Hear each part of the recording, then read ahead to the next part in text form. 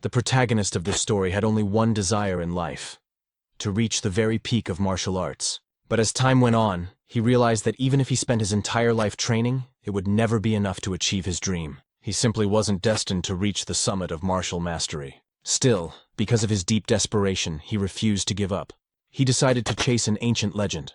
A tale from long ago about a divine dragon that guarded a golden fruit said to grant immortality to whoever consumed it. After a fierce and deadly battle against the divine dragon guardian, he finally reached the sacred place where the legendary fruit was said to grow. He could hardly believe it. The golden fruit of legend was real. Its radiant golden light illuminated the surroundings, exuding a mysterious divine aura. Exhausted from the long fight, he sat atop the corpse of the slain divine dragon, his eyes fixed on the glowing fruit. After catching his breath, he slowly stood and approached the tree. Confidence filled his chest. With this fruit, he believed, he could finally reach the peak of martial arts that he had dreamed of all his life. Without hesitation, he plucked the golden fruit and began to eat it. The moment he swallowed, a strange and powerful energy surged through his body. His veins throbbed, his blood boiled, and his entire being trembled as if being reforged by divine power. It was then revealed that this man's name was Gilfus el Dragon, the one hailed as the strongest human in the entire world. But decades later, Gilfus el Dragon had grown old. Now lying weakly on his bed, he was surrounded by his children and grandchildren. They whispered that his time was near and that they must accept that he would soon pass away. His eldest son, Gilliam, held his father's hand tightly. Gilfus, the current head of the El Dragon family, told his son that he didn't want to see sadness on their faces, that his time had simply come. Gilliam forced a smile, his voice trembling as he said that the manor had already grown gloomy when their mother passed away, and it would be even lonelier once their father was gone. But Gilfus gently reminded him not to let weakness consume him, not to be swallowed by grief. Then, as silence filled the room, Gilfus thought back to the golden fruit. He admitted to himself that in the end, perhaps no one could truly believe in the myths of the ancient world. Yet he still felt fortunate, for he had lived long enough to have a family of his own. He told his loved ones that he had lived a long and fulfilling life, and that he had no regrets, but deep inside he knew it was a lie. Even now, he still couldn't let go of his dream. If only he had more time, he would continue to pursue the peak of martial arts, the dream that had eluded him all his life. And so, in his final moments, he held onto that desire until his last breath. However, in a completely unexpected twist, Gilfus opened his eyes once again. Confused, he wondered if he had merely fallen asleep. Everything felt strange. His room was different. His body felt light, and his surroundings unfamiliar.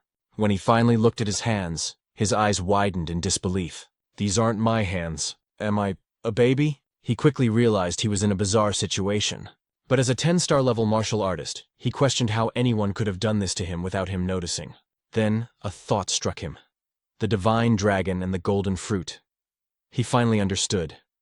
The fruit's effect wasn't immortality, but reincarnation.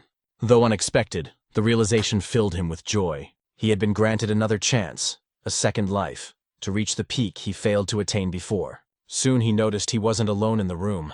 When he looked around, he realized he was inside the annex of the El Dragon Manor. Somehow, he had been reborn into the same family. He then noticed that the room was filled with other infants. Just as he was wondering why there were so many babies here, a group of maids entered, carrying baby bottles. But strangely, instead of milk, they carried a red liquid. Gilfus watched as the maids poured the crimson substance into the bottles. He thought they were about to feed the infants, but suddenly, one of the maids carried out a goblin. They forced the bottle into the goblin's mouth.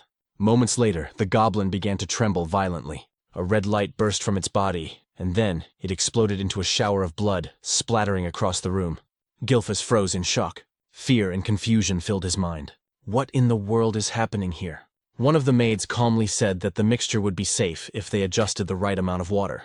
As they began feeding the red liquid to the other infants, another maid picked up Gilfus himself. He looked at the bottle and immediately realized it wasn't milk. The energy coming from it was terrifyingly strong. He could sense that the liquid was dragon blood, and that it was far too dangerous for a newborn's fragile body. But before he could react, the maid pushed the bottle into his mouth. Instinctively, like any infant, he began to drink. Instantly, immense power surged through his veins. His small body trembled from the pain, but Gilfus recognized it.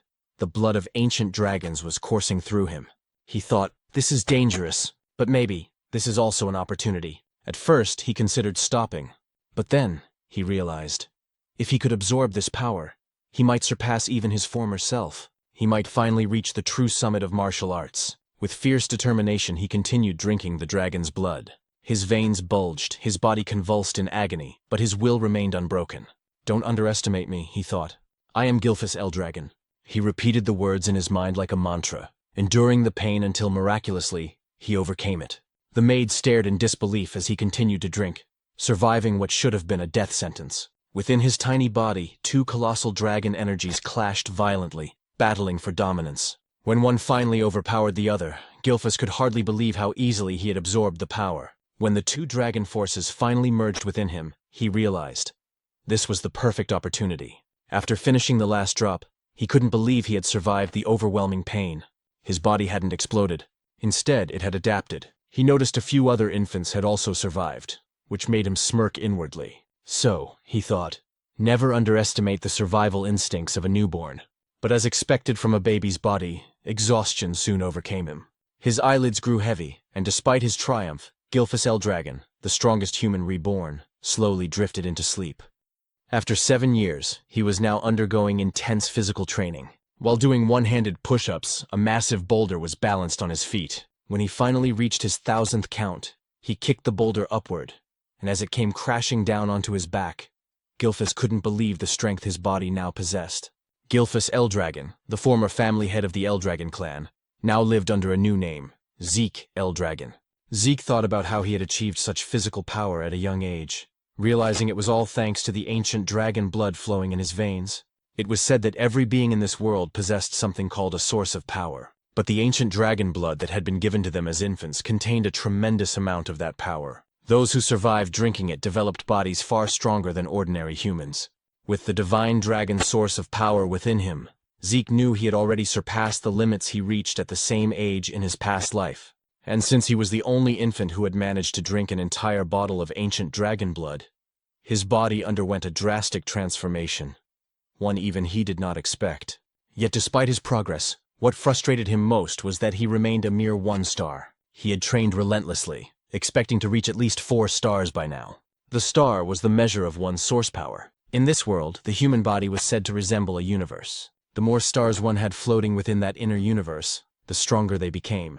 However, as the number of stars increased, so too did the difficulty of reaching the next level. In his past life as Gilfus Eldragon, Zeke had achieved the unimaginable, 10 stars. He was the only person in the world to ever reach such a level. "Time really flies," Zeke muttered. He was now 7 years old. We learned that he was an illegitimate child of the current Eldragon family head. His mother had died when he was still an infant, and to this day he had never even seen his father's face, something he considered deeply irresponsible. What shocked him most was the realization that 1,000 years had already passed since his reincarnation. He thought that reincarnation itself was already unbelievable. But after 1,000 years, the world had changed. It had become a true survival of the fittest era. The greatest proof of this was the practice of feeding infants the blood of ancient dragons, followed by a ritual known as the Dragon Trial. Only those who survived both the drinking of dragon blood and the Dragon Trial were deemed worthy to receive education and training as Eldragon warriors. Naturally, Zeke should have been one of them. Yet, whenever he asked the servant assigned to take care of him why no instructor had ever been sent to train him, the servant would only say that he wasn't allowed to answer such questions. Even after turning 7, Zeke had never received a single lesson. "Isn't that strange?" Zeke wondered aloud. Every child who survived the Dragon Trial was supposed to begin combat training. Everyone except him. Day after day, he lived alone with only a servant by his side. When he confronted the servant about it, the servant merely asked what was wrong with that arrangement. Zeke sighed and said that for now, conditioning his body was more important than combat training anyway. After all, he could teach himself if he wanted to. He had once been a 10-star warrior in his past life. Zeke then requested information about the other surviving infants or anything about the main family that could help him. But once again, the servant refused, saying she wasn't permitted to disclose such information. Frustration clouded Zeke's face. "Will you always refuse to answer me?" he asked sharply. The servant's firm and repeated that she couldn't speak of such matters. "Isn't it cruel?" Zeke asked bitterly. "Treating me like this?" But the servant explained that he was only following orders, her duty being to attend to Zeke's daily needs, nothing more. The servant, a 3-star level practitioner, could have easily taught Zeke basic combat techniques. Yet Zeke had no interest in such trivial lessons. After 7 years of living with this maid, he had grown used to the same lifeless responses. Finally, Zeke decided to leave and head into the forest. The servant said nothing, merely watching as Zeke walked away. So, she's really going to let me go? Zeke thought, a hint of irritation in his tone. Deep in the forest, Zeke uprooted wild poisonous herbs and ate them without hesitation. As before, the taste was vile, but this was part of his training method. Then suddenly he noticed something. He took a deep breath, forcing himself to stay calm as he repeated to himself, "Be patient, be patient." He could feel someone, or something, watching him from afar, observing his every move. No matter how hard he tried, he couldn't shake the presence. After a few moments, Zeke sighed. "They followed me all the way here, huh?" When he could no longer stand it, he called out, "You might as well come out if you've got something to say." Then he moved into the tall grass, hiding himself. Moments later, while crouched in the grass, Zeke sensed a dark, oppressive aura nearby. When he looked toward the source, he saw a creature known as an anger boar. What is that aura? He wondered. The black mist surrounding the beast was something he had never seen before, not even 1,000 years ago. As the anger boar grazed on the grass, Zeke suddenly stood and revealed himself, startling the beast. It charged at him immediately, and rather than fear, a smile formed on Zeke's face. He was genuinely thrilled to fight it. The boar lunged forward, but Zeke swiftly dodged, gathering golden energy into his fist. With a powerful strike, he unleashed an explosion that tore through the anger boar's body. He couldn't help but grin at the sight. His attack had been far stronger than he expected. Even as a 1-star, his power surpassed that of most practitioners at the same level. Hoisting the slain creature over his shoulder, Zeke muttered, "It'll be even better once I raise my star level." He was tired of 7 years of being ignored and isolated by the Eldragon family. He wondered if it was time to leave and travel on his own, maybe even venture toward the ocean. Meanwhile, in the distance, a cloaked man watched from the shadows. "What's going on with that boy?" he muttered. Even without formal training, he's reached 1-star level, and he killed that anger boar with a single strike. What puzzled the man even more was how Zeke managed to sense his presence. "That child isn't ordinary," he said quietly. He recalled that Zeke's mother had died young, and his father, the current family head, had shown no interest in him.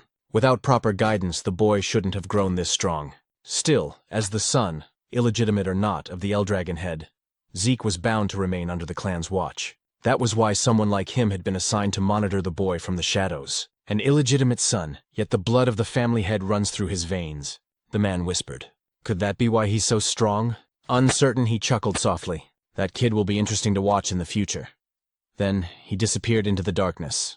Back at Zeke's home, the boy was packing his belongings, ready to set off on his journey. But suddenly, he sensed several powerful presences outside. 3 4-star practitioners and 1 5-star. What are they doing here? He thought, stepping quietly to the door to listen.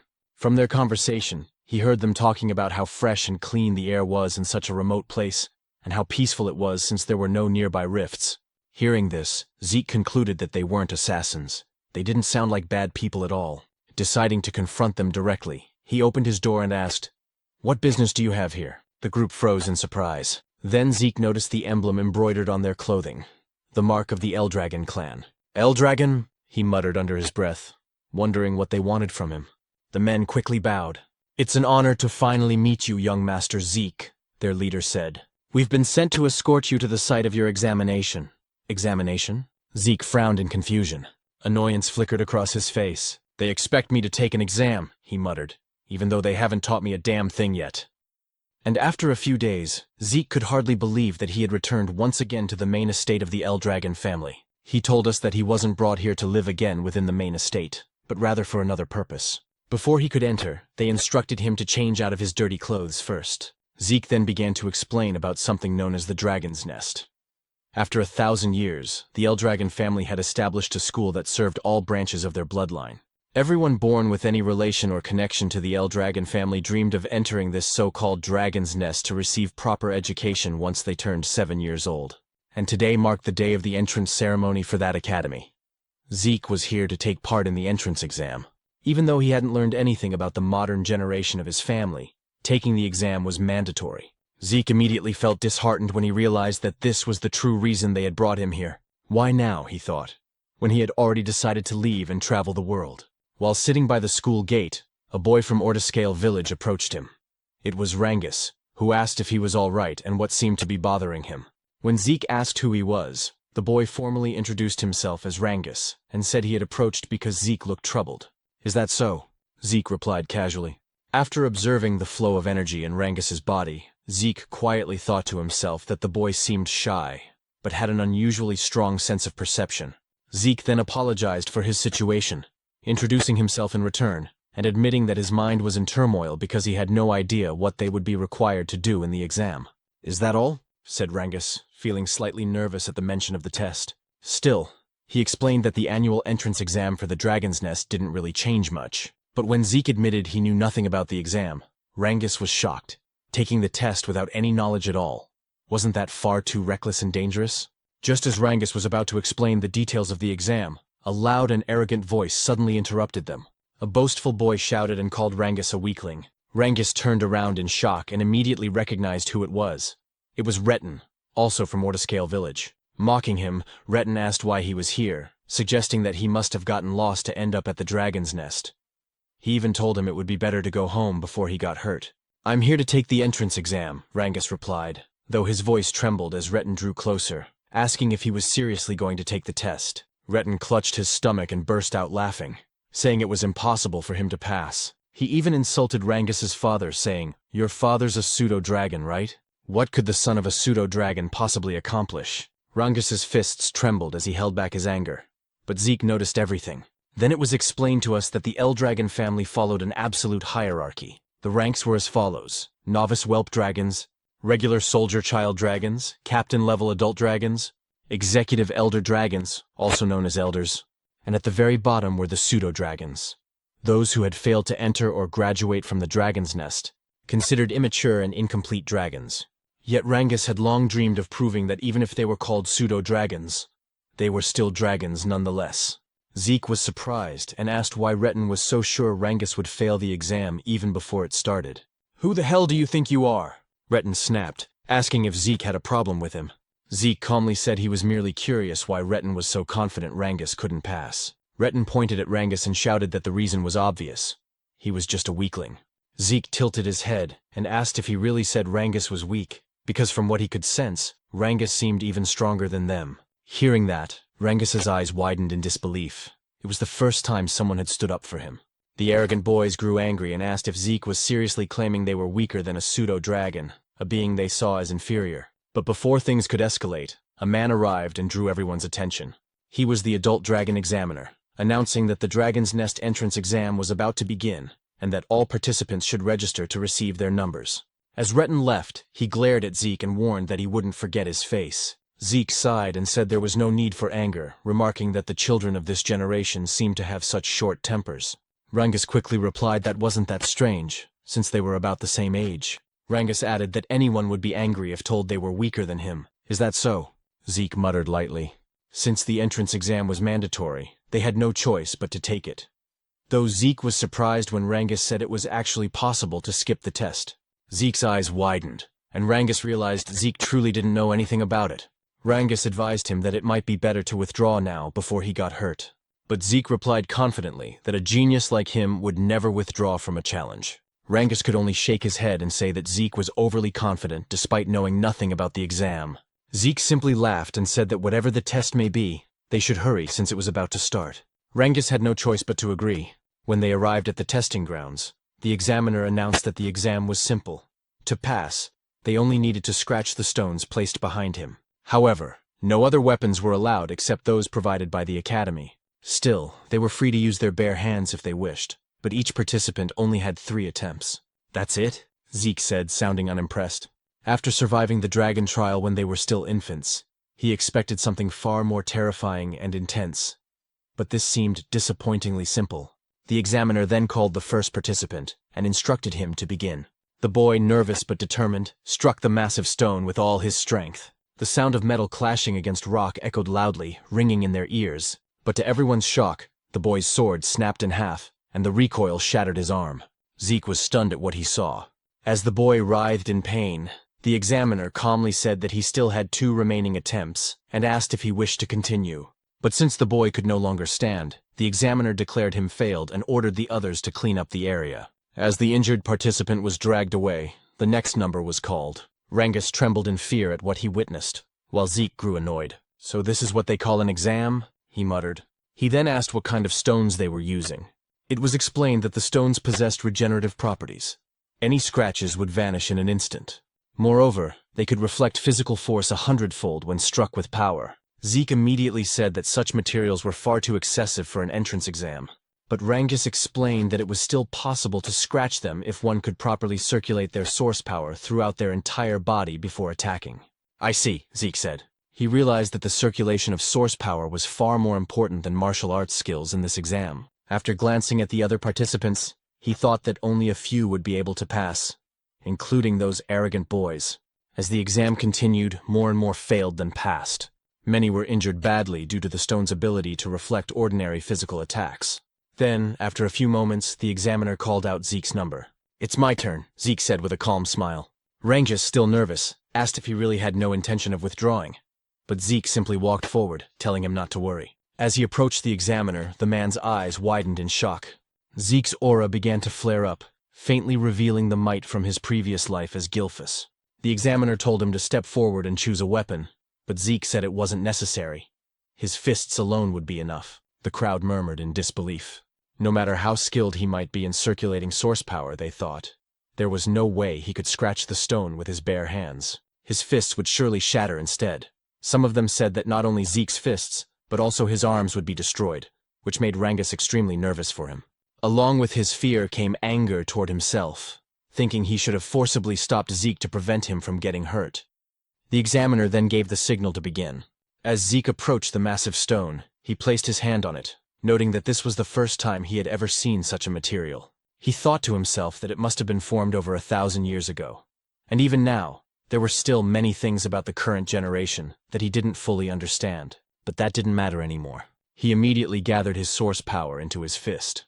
While Rangus trembled with anxiety about what might happen to Zeke, our protagonist was actually filled with excitement, because for the first time, he could use his full strength. He decided to use the mysterious stone to measure his current power. Rangus's eyes widened once more as Zeke unleashed the first form of the Dragon Destruction combat technique, Burst Strike, against the stone. A tremendous surge of energy erupted from the impact. Fragments of the shattered rock flew everywhere, and the violent wind from the blast sent dust and debris swirling through the air. In awe yet on guard, Rangus quickly shielded himself from the aftermath, while the examiner's eyes widened in disbelief at what he had just witnessed. As the dust began to settle, Zeke stood there with a smile on his face, remarking that the technique he used still seemed too much for his current strength. Despite the severe injuries to his hand, he laughed at himself, realizing he still needed much more intense training. The other participants were speechless at what they had seen. Retin looked both shocked and annoyed that Zeke had destroyed the enchanted stone. A woman watching commented that Zeke was truly interesting. While the others still couldn't get over what had happened, Zeke waited happily for the examiner to announce the results, but the examiner was still in shock. The stone Zeke had destroyed was known to regenerate itself, and the only ones capable of breaking it were supposed to be those who had already reached the 4-star level or higher. Yet now, a mere child stood before him, having done what seemed impossible. "He's just an illegitimate son," the examiner muttered to himself, then wondered if Zeke's ability came from the blood of the family head that still flowed within him. He also realized that the technique Zeke used seemed strangely familiar. Still dazed, the examiner didn't respond right away, so Zeke called out to him impatiently, asking for the result. Snapping back to his senses, the examiner finally declared that Zeke had passed the test. One of the examiners then handed Zeke a small bottle containing a green liquid. Curious, Zeke asked what it was, but the man only asked if he could leave already since Zeke was blocking the area. Annoyed, Zeke frowned and muttered if everyone in this generation was this rude. Before he could complain further, Rangus ran up to him with excitement, praising Zeke's performance. Zeke proudly grinned and said it was nothing but peanuts. Zeke then asked what the liquid was, and Rangus explained that it was a healing potion, the standard potion of the Eldragon family. "Healing potion?" Zeke repeated. Rangus confirmed it, but since Zeke was an illegitimate son of the family, he suspected it might be poison. However, since Rangus had vouched for it, he wondered if it might actually be a spiritual medicine. The elixir, known as Cloud-Piercing Clarity Wood, was made from extremely rare materials, herbs found only in secret realms, along with the pure source power of divine beasts and the essence of elusive phantom beasts. When used, it could heal not only fresh wounds but also old scars and injuries. On top of that, it could enhance one's source power. Because the ingredients were so rare and the process so complex, such elixirs were rarely seen. After drinking it, Zeke was amazed by its immediate effect on his body. "Is this really a spirit medicine?" he asked Rangus. Rangus replied that he didn't know what spirit medicine meant, but he was certain that the Eldragon family's potions were of far higher quality than any commercial ones outside their domain. Rangus then asked if the potion's effect surprised Zeke that much. "Of course," Zeke said, explaining that it healed both his serious injuries and the strain from his training. Still, he noticed that unlike spirit medicine, it didn't seem to boost his source power. Rangus, on the other hand, said he was even more amazed by Zeke himself, to which Zeke chuckled and told him not to joke. Zeke thought to himself that the potion's existence showed how far knowledge had advanced over the last 1,000 years.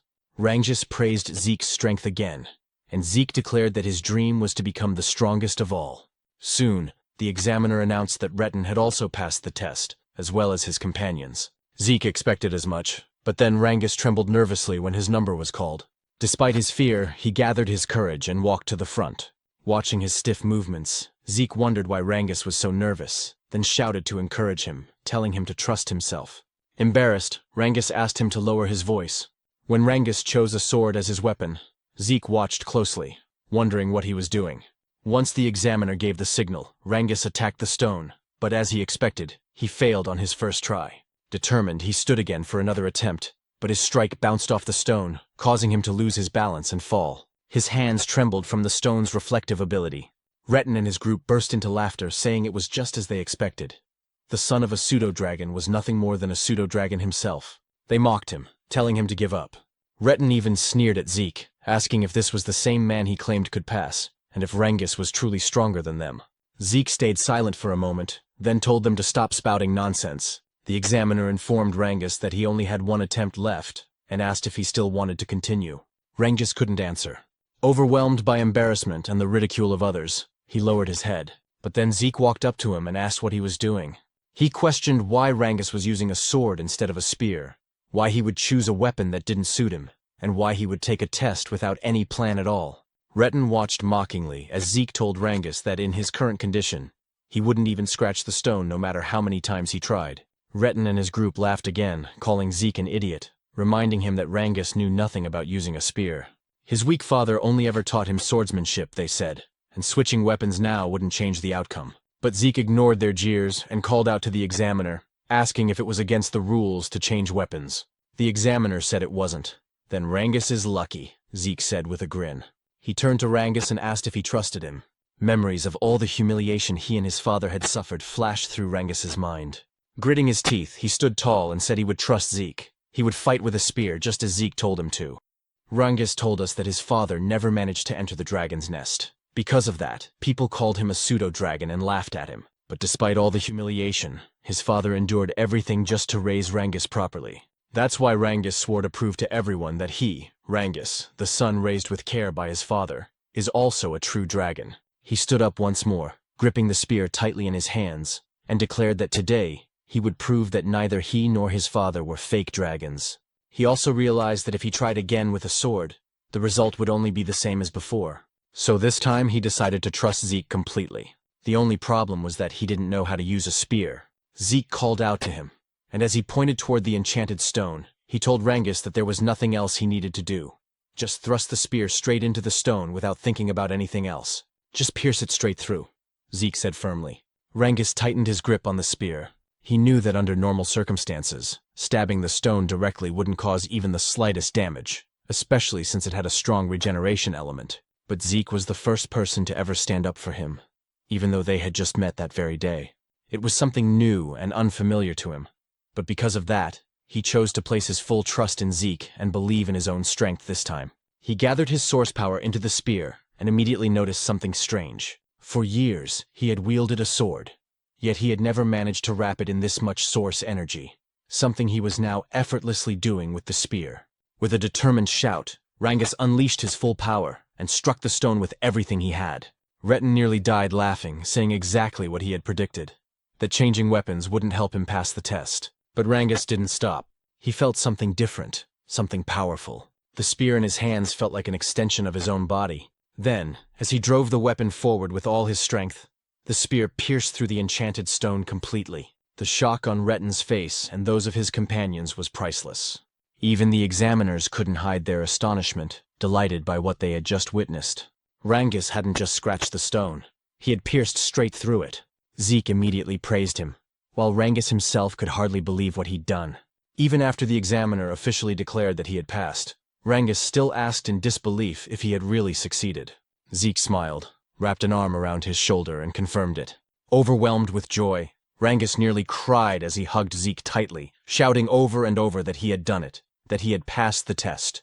Retten's group, however, refused to believe it. They called it luck, but Retten himself stayed silent, shaking with rage. He couldn't accept that, just as Zeke had said, Rangus was actually stronger than them, and that his result was far better. The examiner then announced that the test had officially ended.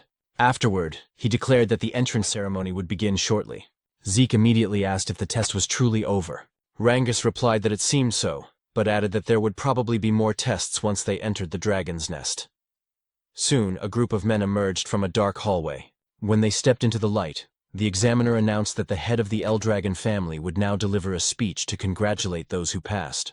The moment Zeke saw the man, he asked who the person with the cold, dark expression was. Rangus, clearly nervous, replied that it was the family head himself. "That's the family head?" Zeke said.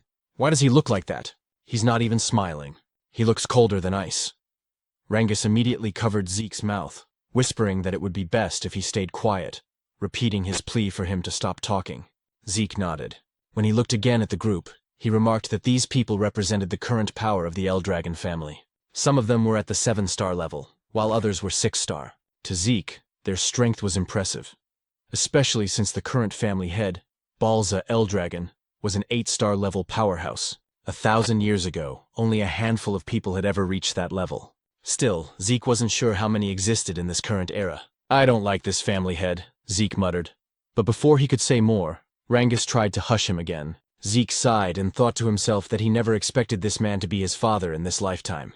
A dark, fiery aura radiated from Balza's body, making the entire area feel heavy. The examiner quickly ordered everyone to stay silent because Master Balza was about to speak. When Balza stepped forward, he uttered only a few words. They must all strive to become the flesh and blood of the Eldragon family. As he spoke, the terrifying pressure of his aura spread across the hall. Zeke wasn't affected, but many of the examinees trembled in fear, some struggling to breathe as their bodies froze under the immense pressure. Zeke noticed that even Rangus was affected. He couldn't believe how easily everyone around him was overwhelmed by the family head's presence. More than that, Zeke could sense an intense hatred hidden within Balza's aura. He didn't know the reason behind it, but even so, he couldn't bring himself to like the man who was supposedly his father. When Balza turned away, another man stepped forward and drew everyone's attention. He had blonde hair and cheerfully thanked Balza for his words. He then said that Master Balza had high expectations for them all, and that just like his master, he would also keep his own speech short.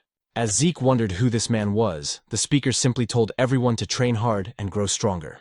"That's it?" one of the examiners muttered. The man smiled and said that people who worry too much about small things go bald early, so he wouldn't bother with long speeches. Zeke couldn't understand what was wrong with them, but at least the atmosphere in the hall had lightened up. The examiner then announced that the new students would now be assigned to their dormitories. Everyone whose number was called had to head there immediately. Zeke asked if they wouldn't all be staying in the same dormitory, and Rangus explained that there were 4 East, West, South, and North dorms. Every student accepted into the academy was allowed to live in one of those 4 halls. When Zeke's number was called, he stood up and waved goodbye to Rangus. He was assigned to the East Hall. As he walked through the corridor, he commented that a lot had changed in this place over the past 1,000 years. After finding his room, he said that he must have gotten lost since it took him a while to arrive, and his roommate had probably gotten there first. When he opened the door, he cheerfully greeted his new roommate and apologized for being late. He then said that from today on, they'd be sharing the same room. But to his surprise, his new roommate turned out to be none other than Rangus himself. Zeke couldn't help but laugh, saying it seemed like fate kept linking them together. He asked if there was anything else scheduled for the day, and Rangus confirmed that their training would start tomorrow. "Is that so?" Zeke said casually, prompting Rangus to ask if he hadn't listened to the examiner's earlier explanation. Zeke admitted that he hadn't, on purpose. Rangus sighed and said they should get some rest early, since training would begin the next day. As Zeke gazed out the window, he thought about his plan to escape from the Eldragon family and travel the world. But after what he'd learned about the enchanted stone with regenerative properties and the healing potion, he realized he had discovered many interesting things during the exam.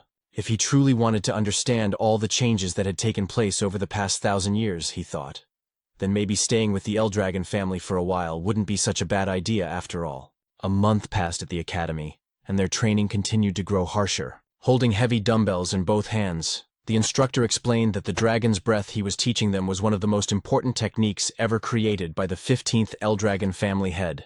After reminding them that they had to master the technique under any condition, the instructor's attention was drawn to a few students. Some of them, he noticed, had already mastered Dragon's Breath, especially the young woman he called Master Lika. Her overflowing energy suggested that she was close to reaching the 2-star level. But aside from her, one other student caught his eye, and he could hardly believe what he was seeing. Zeke was training while not only holding the dumbbells but also balancing large stones on his head and arms. The instructor stared in disbelief and muttered to himself that the blood of the family head truly ran in Zeke's veins. However, it was said that no one had ever taught Zeke anything since he was a child, which is why everything he was witnessing now felt unfamiliar to him. Zeke, on the other hand, couldn't believe that the technique he once called the Dragon King's breathing technique had been further developed by the succeeding family heads, and that it was now being taught to other branches of the family as well. According to Zeke, breathing techniques were methods that gathered the source power from the surroundings into the body. Once circulated, this source power would strengthen a person's own inner energy. The effectiveness of such techniques depended on an individual's ability and intellect.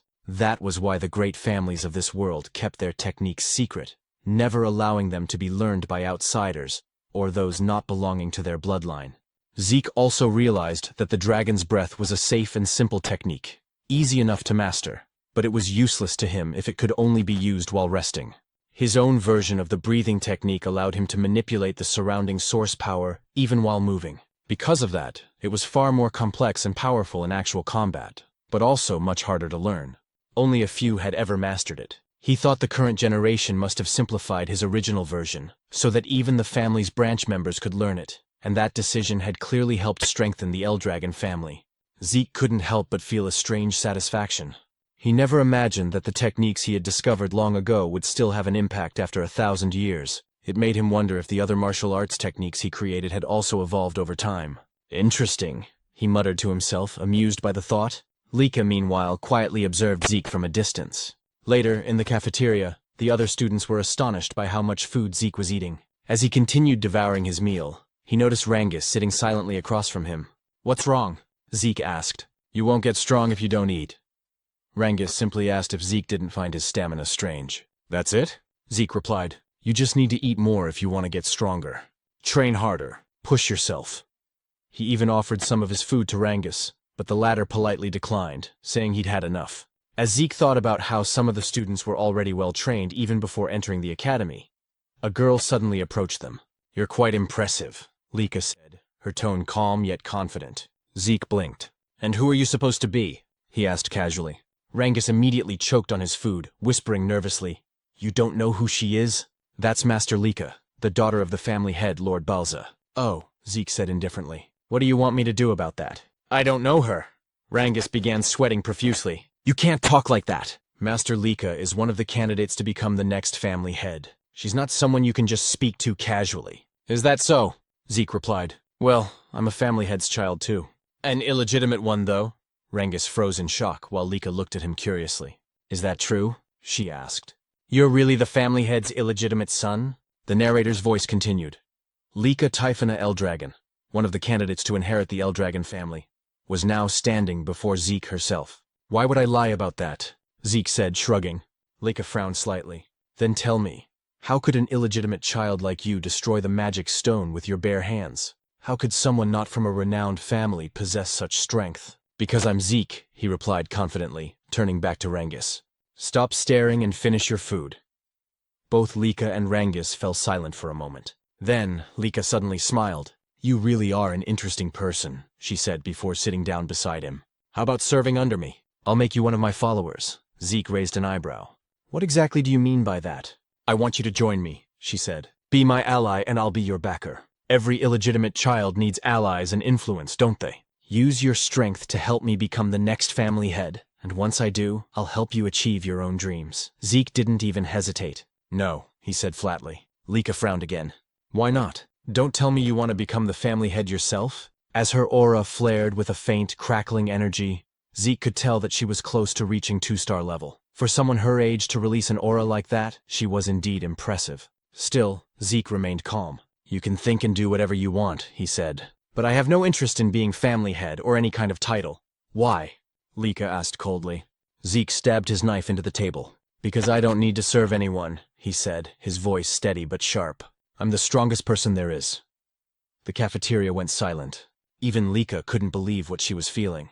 Zeke's presence had completely overwhelmed her for a moment. Rangus immediately stepped in to diffuse the tension, urging both of them to calm down. But Lika wasn't the type to back off. Embarrassed and angered by what just happened, she decided to challenge Zeke to a duel. Zeke, however, didn't seem to care and simply continued eating. Moments later, a commotion spread across the campus. Where are they going? One student asked. To the training grounds, another replied. There's going to be a duel between the younger generation. Master Lika herself is fighting. What? Master Lika from the Typhona family? Someone exclaimed. Who's brave enough to challenge her? When they arrived at the training grounds, everyone whispered among themselves, wondering who would face her. Zeke, meanwhile, couldn't believe Lika was actually serious about the duel. Are you all right with this? Rangus asked nervously. You'll be fighting Master Lika. Even if you call her Master, I don't know who she is, Zeke replied bluntly. Rangus sighed. You should at least show some respect, now that I know you're also the family head's son. Do what you want, Zeke said. Still, Rangus tried to explain. What's important now is that you understand who you're up against. Master Lika isn't just anyone. She's the daughter of Lord Balza Eldragon. And she also carries the blood of the Typhona family, one of the 4 great families supporting the Eldragons. She's a prodigy who mastered all forms of the Typhona family's hereditary lightning great sword technique at a young age. Like her father's other children, she has terrifying talent. Zeke tilted his head. I didn't understand a word of that except that she's the family head's daughter. Rangus stared at him. How do you not know any of this? Because I don't, Zeke said plainly. So don't ask me. Rangus blinked as Zeke suddenly laughed. But since I don't know anything about her, he said with a grin, that'll just make the fight more fun. Sounds exciting? Rangus could only sigh in worry. No matter how strong Zeke was, Master Lika was on another level entirely. Why did you even accept her challenge? He asked. I never run from a fight, Zeke answered, and it looks like my challenger's ready anyway. At that moment, Lika stood with her sword planted firmly in the ground. Her aura flared, lightning crackling faintly around her. Are you two done talking? She asked coldly. Lika shouted, asking if they were finally done talking, and Zeke replied that he was ready. Rangus, trembling in fear and shock, immediately ran away from them, warning Zeke to be careful in their fight. Zeke then turned to Lika and asked why she was so determined to fight him. Lika explained that she wanted to become the next family head of the Eldragon family, and to achieve that, she needed to defeat Zeke and make him one of her followers. What do you mean by that? Zeke asked, wondering what his connection was to her dream of becoming the family head. Lika questioned him back, asking if he truly had no idea about the current situation of their family, and whether being an illegitimate child was the reason he was so unaware. Zeke simply answered that he didn't, admitting that his knowledge about their family was limited. Because of that, Lika began explaining. She said that including both of them, there were 5 candidates to become the next family head. Except for Zeke, all of her siblings were connected to the 4 major branch families of the Eldragon clan. The position of family head was so important that it became a source of conflict among those branches. For that reason, all of Zeke's siblings had entered the Dragon's Nest to study and represent their respective families. Since the fight for succession had turned into a fierce competition, Lika needed strong allies to stand against her older brothers. Zeke quickly understood that this was a power struggle between the 4 main branches of the Eldragon family. He found it all too complicated, and wasn't even sure if he wanted to understand it. Lika then continued, saying that as one of the candidates for family head, she needed to strengthen not only her knowledge and power, but also her influence by gathering strong followers. Without another word, she charged straight towards Zeke, declaring that she would defeat him right then and there to make him one of her subordinates. But Zeke easily dodged her powerful strike, as well as the flurry of attacks that followed. Still, Lika refused to let him escape. The onlookers couldn't believe what they were seeing. The speed of their movements was incredible. Lika's attacks, despite her heavy greatsword, flowed so smoothly and rapidly that it seemed almost effortless. As they watched the battle between the siblings, The crowd began to murmur about Lika's precise control over her source power, noting how her strikes were becoming faster and stronger over time. They could only marvel at the power of a true daughter of the family head from one of the main branches. Some even said the fight's result was already obvious. What they didn't know, however, was that Lika herself was growing increasingly frustrated. She couldn't understand how Zeke kept dodging every single one of her attacks, or why it felt like he was simply toying with her. Rangjus, who was watching from a distance, couldn't help but be amazed, his earlier worries fading away as he saw Zeke's calm movements. Zeke then remarked that the martial arts Lika was using were unlike anything he had seen before. He admitted that her movements were far faster than those of any ordinary one-star level fighter. But Lika, irritated, shouted for him to stop talking and focus on their fight. Zeke clenched his fist and said he was already focused, and that was exactly why he could unleash such a powerful strike so easily. His punch landed squarely, and Lika immediately gagged from the force. She fell to her knees, gripping her sword and stomach in pain. The spectators gasped and began whispering among themselves, wondering how Zeke managed to avoid all of Lika's attacks and who this mysterious boy truly was. As Lika struggled to stand, she asked why none of her strikes could land. Compared to other one-star fighters, she knew she was much faster. So logically, Zeke shouldn't be able to keep up. Zeke admitted that she was indeed faster than any one-star he had ever seen. But in his eyes, she was still just a one-star. "You're a one-star too," Lika snapped, saying that Zeke shouldn't be able to match her speed and movements. "There's a simple reason for that," Zeke replied. "Your breathing, the movement of your eyes, even the shift of your muscles. I can read them all. By observing these small details, I can predict your next move. It's all based on experience." "Don't make me laugh," Lika shouted, launching another fast strike toward him. But Zeke easily dodged again, saying that just like his words a moment ago, he could see and read her every move. In the next instant, he countered with another powerful attack that sent Lika crashing into the wall with a violent force. The spectators screamed in shock, asking if Lika had really been defeated. "Master Zeke, that was amazing! You beat Master Lika!" Rangjus shouted in excitement, but Zeke calmly said that it wasn't over yet. Their fight wasn't finished. As the dust cleared, Lika stood once again, bruised but defiant. Zeke noted that she had focused her source power into her core, allowing her to endure his attack without suffering serious damage. He smiled slightly and admitted that Lika was truly an extraordinary girl. "That's enough, Master Lika," Rangjus pleaded. But Zeke told him to move back, warning that he could get caught in their next exchange. Zeke then noticed an intense surge of aura flowing from Lika. He wondered if she had just advanced to the 2-star level. The spectators noticed it too. They couldn't be mistaken. The glowing mark on her body was proof that she had indeed become a 2-star with a white aura. The 2-star level was a stage where one could channel source power into their martial arts, even manifesting it outside their body as aura. Lika thanked Zeke, saying that because of him, she had achieved the 2-star level earlier than expected. "But because of that," she declared, "you no longer have any chance of winning." With her aura blazing, she charged towards Zeke, her great sword surrounded by radiant power. Zeke only laughed. He looked genuinely thrilled. "You've really improved," he said with excitement, dodging another rapid strike. "Your speed is incredible now." But his expression suddenly changed when he felt a sting on his cheek. A shallow cut. "I know I dodged that attack," Zeke thought to himself. Lika smirked and asked if he could finally see the difference in their strength. "This is my true ability," she said proudly. "Now that I've become a full 2-star and gained my aura, I'll show you the real power of the true Thunder Greatsword technique." "Oh, then I get to witness a martial art I've never seen before," Zeke said, smiling in excitement. To him, this was turning out to be the most thrilling and enjoyable moment of their fight. Lika suddenly unleashed the Lightning Greatsword technique. Lightning flash. Her sword crackling with blinding golden energy as she charged forward. Zeke was instantly enveloped in a storm of lightning, forcing him to retreat a step back as he shouted, "Wait a second!" What kind of technique was that? How can you manipulate lightning like that? Isn't this too much for a sparring match? Lika smirked, driving her sword into the ground as golden light surged around her. "You seem surprised," she said calmly. Summoning another move, Lightning Net, sparks erupted from the earth, forming a glowing web of electricity that shot towards Zeke, but he narrowly dodged it. As he landed, he muttered to himself, "Her power has grown tremendously. Her strength now is nothing like before. At this rate, this fight won't be easy." The audience murmured in awe, unable to hide their astonishment. Ever since Lika had advanced to 2-star level, the tide of the battle had completely turned. Rangjus, who had been watching anxiously, began to worry. Zeke noticed that Lika's movements were simple, nothing new compared to her 1-star self. but every swing of her blade now carried far greater force. Her lightning greatsword technique was overflowing with power, her aura amplifying each strike. What surprised Zeke even more was the speed.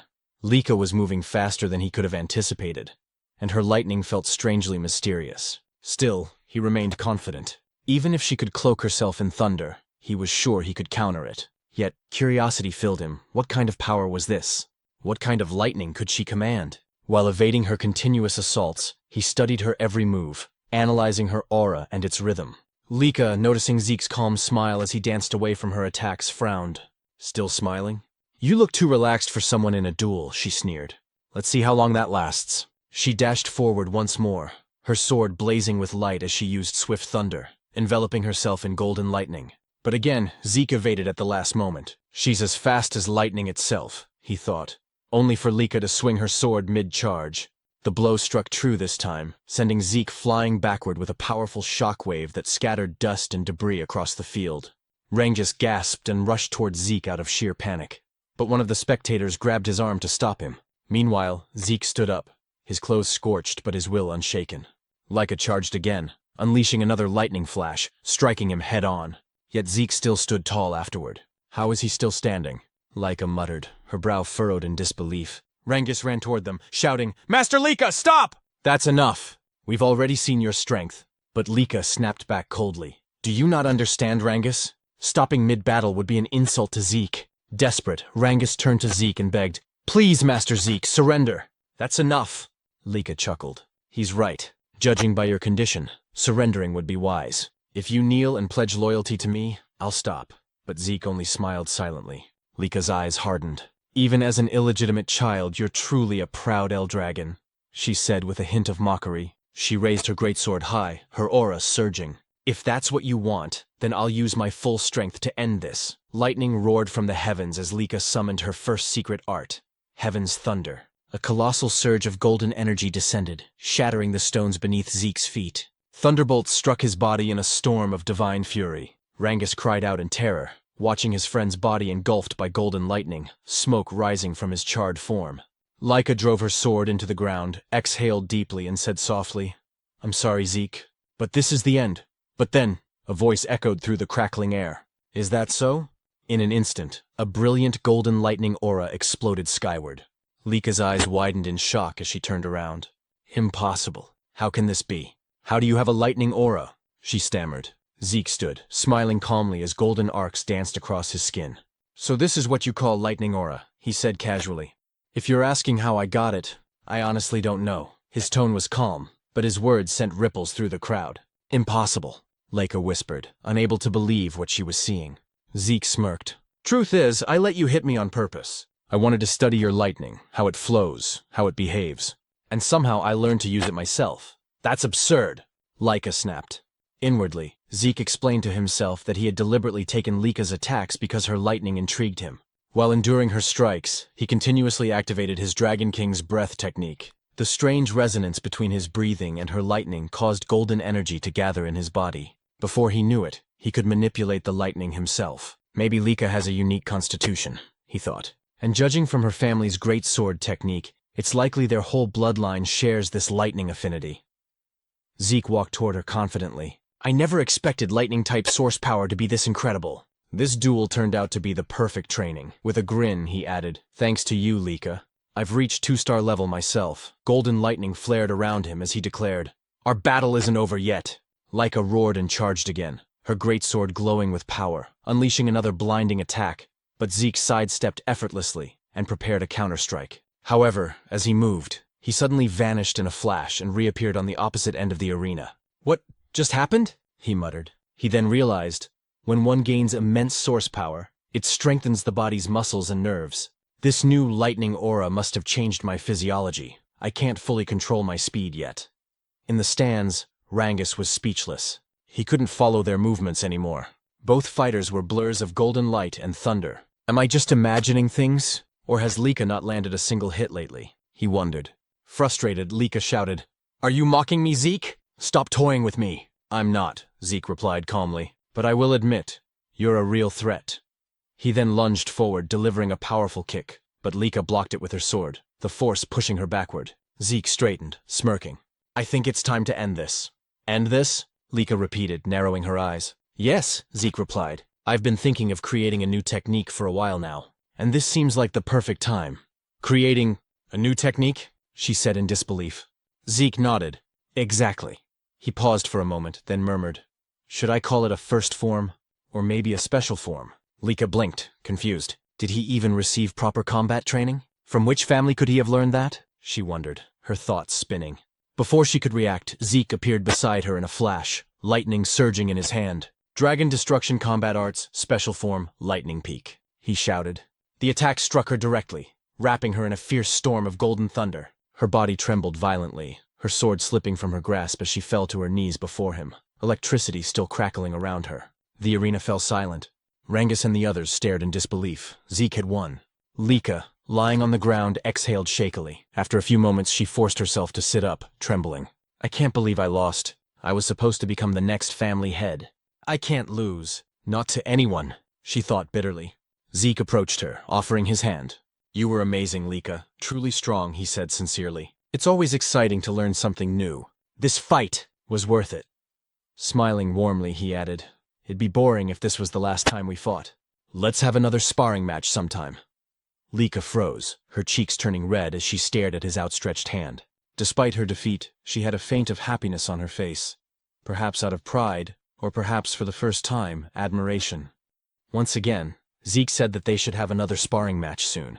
With a confident smile, he added that he couldn't wait for their next bout. Lika, though a bit shy, extended her hand toward him, admitting that she was no match for him, and that she willingly accepted her defeat. Meanwhile, several hours later, deep inside a dimensional rift, Balza Eldragon, the father of Lika and Zeke, and the current head of the Eldragon family, stood surrounded by countless strange and feral monsters. As the creatures charged toward him, Balza's eyes began to glow with an intense light. Releasing a crushing wave of aura and dragon pressure, he instantly froze every creature in place. Drawing his sword, Balza invoked the first form, Genesis, of the Dragon Destruction Combat Arts. With a single, fluid swing, all the monsters around him were cleaved cleanly in half. As he sheathed his sword, the Eldragon family soldiers rushed forward to finish off any remaining monsters that might have survived their master's strike. Balza turned toward the exit of the rift, but before he could leave, one of the soldiers called out to him, saying that he had an important report. Balza stopped walking and asked what it was about. The soldier informed him that Lady Lika had reached the 2-star level. Upon hearing this, Balza froze mid-step. His glowing eyes flickered, and his response came out cold and detached. So what of it? The soldier, clearly nervous, explained that reaching the 2-star level at only 7 years old was an extraordinary achievement. He added that with Lika's talent, once she graduated from Dragon's Nest, she would likely reach the 4-star level, or perhaps even the 5-star level. Balza's reply was chilling. Talent means nothing. The next time you report to me, I expect to hear how she can be of use to us. If all you bring are worthless updates like this, you'd better leave my sight. The soldier fell silent as Balza continued toward the rift's exit. But before he could step through, the soldier quickly added that Lika had recently lost in a sparring match. Balza stopped abruptly and turned his head slightly, his expression unreadable. Did she lose to one of her brothers? He asked. The soldier shook his head. No, master. She was defeated by someone her own age. By Lord Zeke. Zeke? Balza repeated, his voice low. The son of that woman? Memories surfaced, of a humble maid, Zeke's mother. That woman truly was gifted in battle, he muttered. But she died after giving birth to the boy. He turned fully to face the soldier, his tone sharp. Tell me, who could have possibly trained Zeke to defeat a 2-star cultivator? The soldier hesitated before answering. No one, master.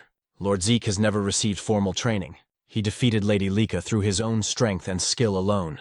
In fact, he too has already reached the 2-star level. I see, Balza said flatly.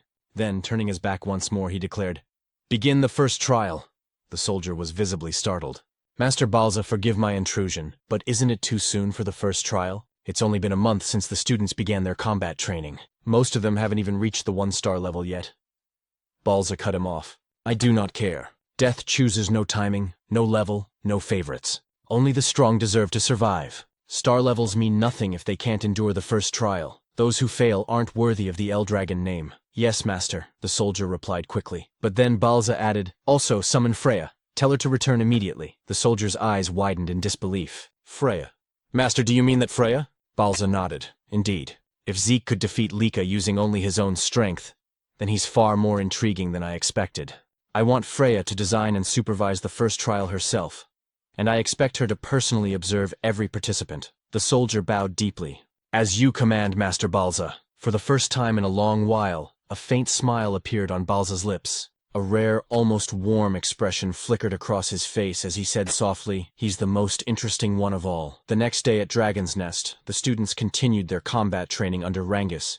Zeke, however, was off to the side, practicing his breathing technique. Sitting in a wall-sit position, he balanced a massive boulder on his head while holding dumbbells in both hands. His unwavering focus drew the attention of Rangus and the others, who couldn't help but watch him in silence.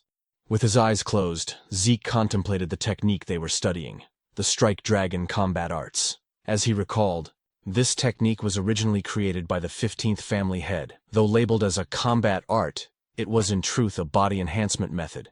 Simple, yet well constructed, allowing even young cultivators to grasp it. Rangus called out, "Zeke, aren't you going to train?" Zeke opened one eye. "What do you mean?" "I mean combat training," Rangus clarified. "We're practicing the Strike Dragon combat arts." "I already learned that," Zeke replied casually. Rangus was stunned. "What? But it was only taught to us this morning. How could you have mastered it already?" "Because I'm me," Zeke said with a smirk. "But what's more important right now is that your source power is flowing incorrectly." "My what?" Rangus asked, confused. Zeke set down the heavy boulder from his head and told Rangus to turn around. Placing his hand on Rangus' back, Zeke channeled his aura through Rangus's body, correcting the flow of energy. "There," he said. "That's how your aura should circulate." Rangus turned to face him, grateful. "You've really mastered the Strike Dragon combat arts, haven't you?" "That's incredible!" Zeke frowned playfully. "Are you doubting me? What kind of friend are you?" "No, not at all," Rangus quickly said. "It's just, aside from my father, no one's ever taught me like that before. That's why I want to learn everything I can. You, Lord Zeke, already have your own martial arts, strong enough to defeat Lady Lika. I just thought the Strike Dragon combat arts might be too simple and boring for someone like you." "It's not boring," Zeke replied. "Actually, I admire its stability. It reminds me of my own Dragon Destruction combat arts, though my children never liked that technique. They said it was too difficult and complicated." The Dragon Destruction combat arts was indeed a complex and demanding technique, but it possessed immense power. It consisted of 4 main forms, and during his battle with Lika, Zeke had created a 5th. Beyond that, there was even a secret, its final form, a terrifying and destructive ability, the same one he had once used to slay the divine dragon in his past life. He wondered silently how his descendants had handled his other dragon techniques over time. Perhaps they had modified them. The thought only made him more excited. "Anyway," he said, "since I've already mastered the Strike Dragon combat arts, I'll continue with my physical training." He smiled faintly. Everyone has their own way of learning techniques. But before he could continue, Rangus suddenly shouted his name. "Zeke, please, teach me. I know it's a shameless request, but I want to get stronger, even just a little." Zeke looked at him for a moment, then nodded. "All right, I'll teach you." Rangus blinked in surprise. "Wait, you mean it? You'll really teach me?" "Of course," Zeke replied. "Why do you look so surprised? You were the one who asked. I just didn't think you'd agree so easily," Rangus said sheepishly. "I'm not lying," Zeke said, "and I know you're worth teaching." Just then, Lika approached them. Though hesitant, she spoke up. "Zeke, I'd like you to teach me too." Rangus turned to her, startled. "You too, Lady Lika? Is there a problem?" she asked calmly. "Honestly, I used to think that no one my age could defeat me. As a candidate to become the next head of the Eldragon family, I was confident in my power. But yesterday's match, it shattered my pride. I still don't know how you managed to use Lightning Aura, or how you wield it even better than I do." Zeke sighed. "So now this is my fault?" he muttered half-jokingly. Determined, Lika continued. "I want to become stronger. Strong enough to defeat our older brothers. And you as well, Zeke. Please.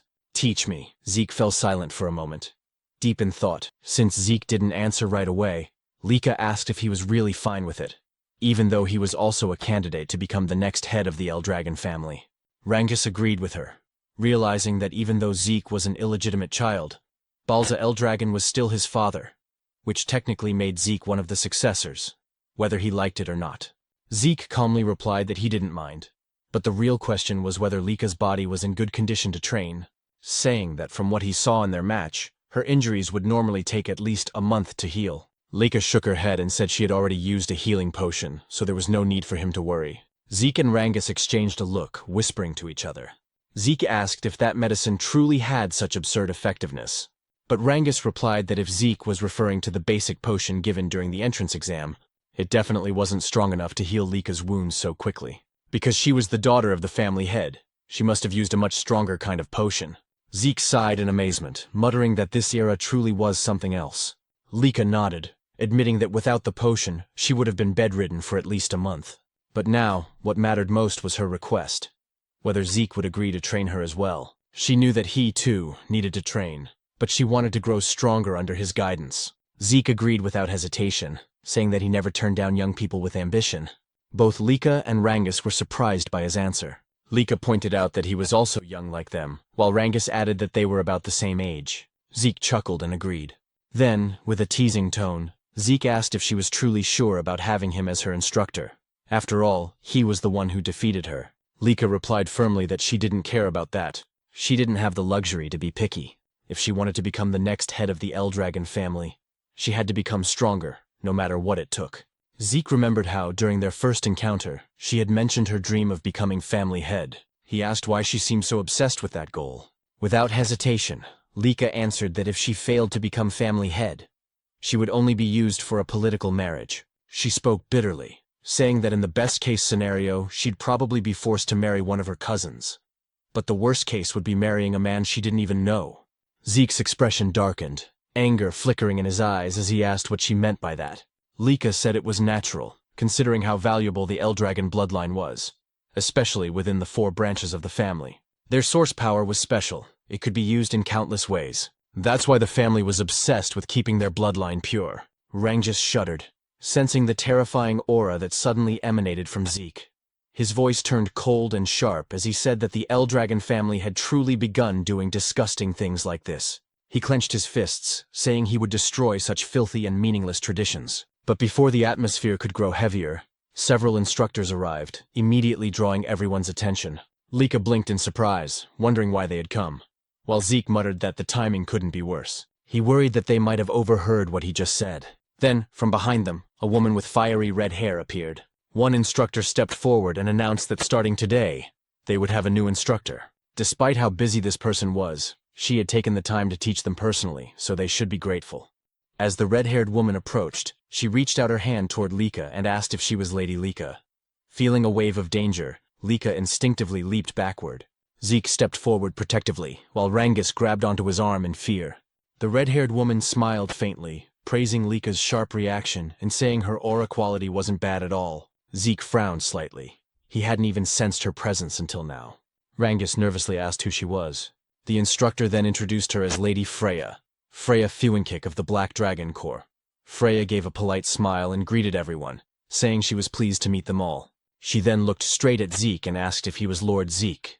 When he confirmed it, she asked if he wasn't surprised by her sudden appearance. Zeke replied calmly that nothing she did was surprising. Freya froze for a moment as Zeke's eyes began to glow faintly, and he commented that her stealth technique was rather interesting. Freya quickly realized why even the family head, Balza Eldragon, was interested in this boy. Meanwhile, Zeke analyzed her movements. He noticed her source power was concentrated in her lower body, following a flow pattern he had never seen before. That must be why her footsteps made no sound at all. A spark of excitement lit up his eyes as he wondered what kind of martial art she used. Freya then took command of the class. She confirmed that she would be their new instructor. The students began whispering among themselves in disbelief. Lady Freya, the Tempest Wind, was known as one of the strongest warriors in the family. The other instructor confirmed that Freya was a 6-star practitioner under the Black Dragon Corps, the elite unit serving directly under the family head himself. The students were in awe, unable to understand why someone of her rank would come teach at their academy. Freya smiled faintly and said she would indeed train them, but under one condition. They had to pass a simple test. The students gasped at her words. She told them not to worry. The test was simple. They just needed to bring crystal like the one she's holding, and survive for 1 full month inside the Poison Dragon Mountain. Rangus went pale at the name, while Zeke felt a sense of nostalgia. The Poison Dragon Mountain, he explained, was home to countless poisonous creatures. Even brushing against a single leaf could kill an ordinary human instantly. It was a region of pure danger. Zeke recalled how, in his previous life, he had often used that place as his personal training ground. Still, he thought this test might be too cruel for young students. Freya explained the rules. Each student would receive 1 crystal orb. If their orb broke or was lost, they would immediately be disqualified. When someone nervously asked what happened to those disqualified, Freya replied bluntly, they would be expelled from the dragon's nest. She added that they didn't need to worry about the poison itself. If they properly used the dragon's breath-breathing technique, they would be fine. As long as they held onto their orbs and controlled their breathing, they could survive. Lika pointed out that aside from poisonous plants, there were monsters there too. Freya's eyes turned sharp as she said they would need to defeat those monsters themselves, since that was the only way they could secure food. Without hunting, they wouldn't last even a few days. The students were horrified. Retin muttered that it was impossible. Many doubted whether their basic combat technique, the strike dragon, could even hurt the creatures living there. Freya smirked and told them not to panic. They had 5 days to prepare. During that time, they could each choose a basic weapon art from the Eldragon family archives to learn. If they mastered it, their survival chances would improve. But if they failed to learn it within 5 days, she would not take responsibility for whatever happened in the mountain. One student asked timidly if Freya would help them in case things got too dangerous. Freya chuckled darkly, saying, "You're in the dragon's nest, the land of the Eldragon family. Here the weak do not last. Only the strong survive. If you can't defeat a few monsters on your own, then you might as well sleep peacefully beside them in the bed of poison." The students trembled in terror, sweat dripping down their faces. Rengis was on the verge of tears, while Lika stayed silent in deep thought. Zeke frowned to himself, wondering if this was still the same Eldragon family he once knew. It felt so different from when he had been the family head. Freya then said that was all for now. She began distributing martial arts books for every weapon type and told them to step forward to pick whichever technique they wanted to learn. As students crowded around, Rangus hesitated, unsure what to choose. Zeke advised him to take a spear technique, reminding him that he used a spear during the entrance exam. Rangus quickly agreed and thanked him. Lika said she would pick a great sword technique since she already knew the lightning greatsword's basic forms. But Zeke stopped her, suggesting she try axe arts instead. Lika asked why, and Zeke explained that it would help cover her current weaknesses. Since it was Zeke who suggested it, she didn't argue and just nodded, quietly trusting his words. Freya then asked if everyone had chosen their books. When they confirmed, she told them to make good use of the remaining 5 days. Their survival depended entirely on mastering those techniques. If they failed to do so, they would die pathetically in the Poison Dragon Mountain. Just as she was about to leave, Freya suddenly remembered something and turned back. She warned them that during the test, their seniors would be trying to steal their crystal orbs. Rangus was stunned and asked what she meant. Freya explained that their 10-year-old senior group would also be taking the same test, but their task was to hunt down and steal the orbs from the younger batch. She added that the younger students outnumbered the seniors, and since the Poison Dragon Mountain was vast, they might get lucky and avoid confrontation. Still, their seniors would use everything they had to find and attack them. After saying that, Freya turned and left. Rangus looked terrified, sweat dripping down his face as he asked what they were supposed to do now. Not only did they have to deal with poisonous monsters, but also with upperclassmen hunting them. Lika frowned and said that every upperclassman was at least 1-star level or higher. If they ganged up on her, she wouldn't last long, and most of their classmates probably wouldn't survive either. Zeke nodded, saying she had a point. If Lika couldn't fight alone, then she should form a group of 2 or 3. Cooperation wasn't forbidden after all. They could help each other hunt monsters and defend against seniors. When Rangus asked about Zeke's plan, Zeke simply said that he intended to go solo and enjoy the exam. Lika sighed and admitted that somehow that sounded just like him. Before they began training, Zeke suggested they eat first. As they walked away, Lika glanced at Rangus and asked if he didn't think Zeke was a little strange sometimes. Rangus shrugged and replied, "Yeah, sometimes." 5 days later, the students gathered before the Poison Dragon Mountain, their emotions mixed between fear and determination. Freya stood before them, a confident smile on her face, and declared that the weather was perfect for the test to begin. Nervously, Rangus said that the exam was finally about to begin. Even though this was Zeke's plan, he couldn't help but wonder if it was really okay for someone like him to be part of Lady Lika's team. After all, there were many noble-born students she could have chosen instead of him, a mere commoner who hadn't even reached 1 star yet. "We're the same, Rangus," said another student. When Rangus turned around, he recognized them as Raymond and Celine. Celine, who came from the East Hall of Dragon's Nest, admitted she was also a commoner, and couldn't believe she'd been chosen to join Lady Lika in the upcoming trial at Poison Dragon Mountain. Raymond, also from the East Hall, smiled as he looked at Lady Lika. But Lika quickly said that it didn't matter whether her teammates were nobles or commoners. She had chosen them because she recognized their potential and abilities. Hearing this, Rangus fell silent for a moment, then gripped his spear tightly and declared that he understood, and that he would do his best not to become a burden to their group. Raymond followed, saying he would give his all to meet Laika's expectations. Laika smiled brightly and said, "I'm counting on you all." Then she turned to Zeke and asked if he was truly planning to take the trial alone. Zeke nodded confidently, saying he couldn't wait for it to begin. Celine, still nervous, admitted she admired both Zeke and Laika. While she was trembling in anxiety, Zeke was brave enough to face Poison Dragon Mountain on his own. Raymond remarked that it was natural for them to be confident, since the blood of family heads flowed through their veins. But Laika quickly interjected, telling him not to compare her to Zeke, because even she felt nervous. "You're nervous?"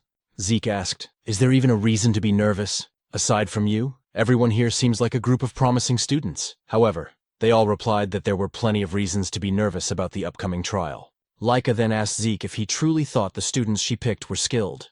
Zeke immediately confirmed it, and thought to himself that Laika had successfully gathered some of the most promising students in the academy. He realized that her eye for talent was indeed remarkable. He praised their group's offense and defense, saying the trial would surely be easy for them. "You're right," Rangus replied with a drop of sweat running down his cheek. "You've always been too confident, Zeke." Freya then asked if all the participants have arrived, and soon noticed that many of the students had already formed groups. Since some weren't yet masters of their weapon arts, forming teams wasn't a bad idea. Freya then stepped forward and announced that the trial would begin shortly. She explained once again that their task was to survive for 1 full month in Poison Dragon Mountain and protect their crystal orbs. They would only pass if their orbs remained intact. Every orb was identical, meaning that if one lost theirs, it could be stolen by others. Many students grew anxious upon hearing this, while Zeke realized that this meant stealing orbs from other participants was fair game. Freya continued, saying that after the new students entered the mountain and settled, upperclassmen would also enter, to steal their crystal orbs. The upperclassmen mocked them, saying that since most of the new students hadn't even reached 1 star, taking their orbs would be easy. Hearing this filled Zeke's classmates with mixed emotions: fear, excitement, and unease. Freya concluded the explanation, and as soon as she announced that the trial had officially begun, the students dashed toward Poison Dragon Mountain. Watching them go, Zeke heard Laika tell him to make sure he survived. He smiled and said he would, but that they should survive as well. Laika then called out to her team, and as Zeke told them to be careful, Freya noticed him. "It's your turn to enter, Zeke," she said. "Right," Zeke replied, apologizing for getting a bit carried away. "Carried away?" Freya asked. "Aren't you nervous at all?" "No," Zeke replied with a calm smile before walking toward the mountain. Freya watched him go, thinking to herself that he was indeed a peculiar boy. That night, at the camp outside Poison Dragon Mountain, one of the instructors asked Freya if the new students would be all right. When she asked what he meant, he said the trial seemed too early for beginners. Another instructor agreed, pointing out that most had only been in Dragon's Nest for a few months, that few had achieved even 1 star, and that they lacked real combat experience. He wondered how many would actually survive. Freya reassured them, saying there was no need to worry. Although the mountain was filled with poisonous creatures, most of them were only 1 or 2 star level beasts, not strong enough to pose serious danger. With a cheerful smile, she said the students would do fine. Then, under her breath, she whispered that she would eventually release that thing. When an instructor asked what she said, Freya simply smiled and replied, "Nothing." She then announced that it was time for the upperclassmen to begin their part of the trial. The older students immediately ran off toward the mountain, their eyes gleaming as they carried their weapons. Watching them leave, Freya murmured, "I wonder how many will survive.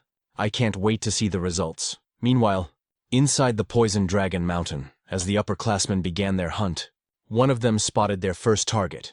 It was none other than Zeke, still standing motionless at the foot of the mountain. "The newbies entered the mountain long ago," one said mockingly. "Is this guy stupid or what?"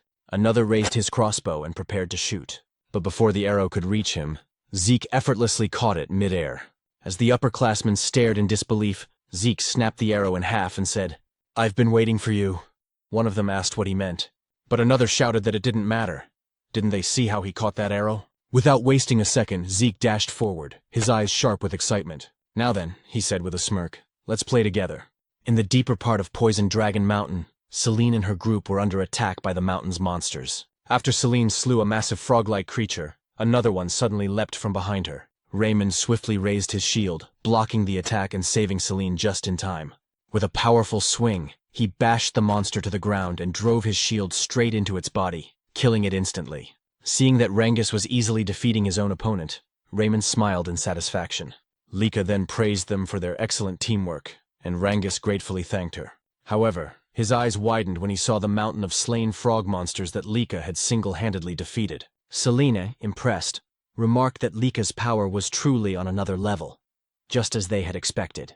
Raymond agreed, saying that while they were busy fighting a few monsters, Lika had already wiped out most of them by herself. Lika simply shrugged, saying it was only natural. After all, she was a 2-star warrior, and these creatures were nothing more than a warm-up for her. She also noted that since the exam had started a week ago, everyone had improved significantly, especially Celine and Raymond, who had both reached 1-star level. Celine gratefully acknowledged Lika, saying they wouldn't have advanced so quickly without her guidance, and Raymond echoed her gratitude.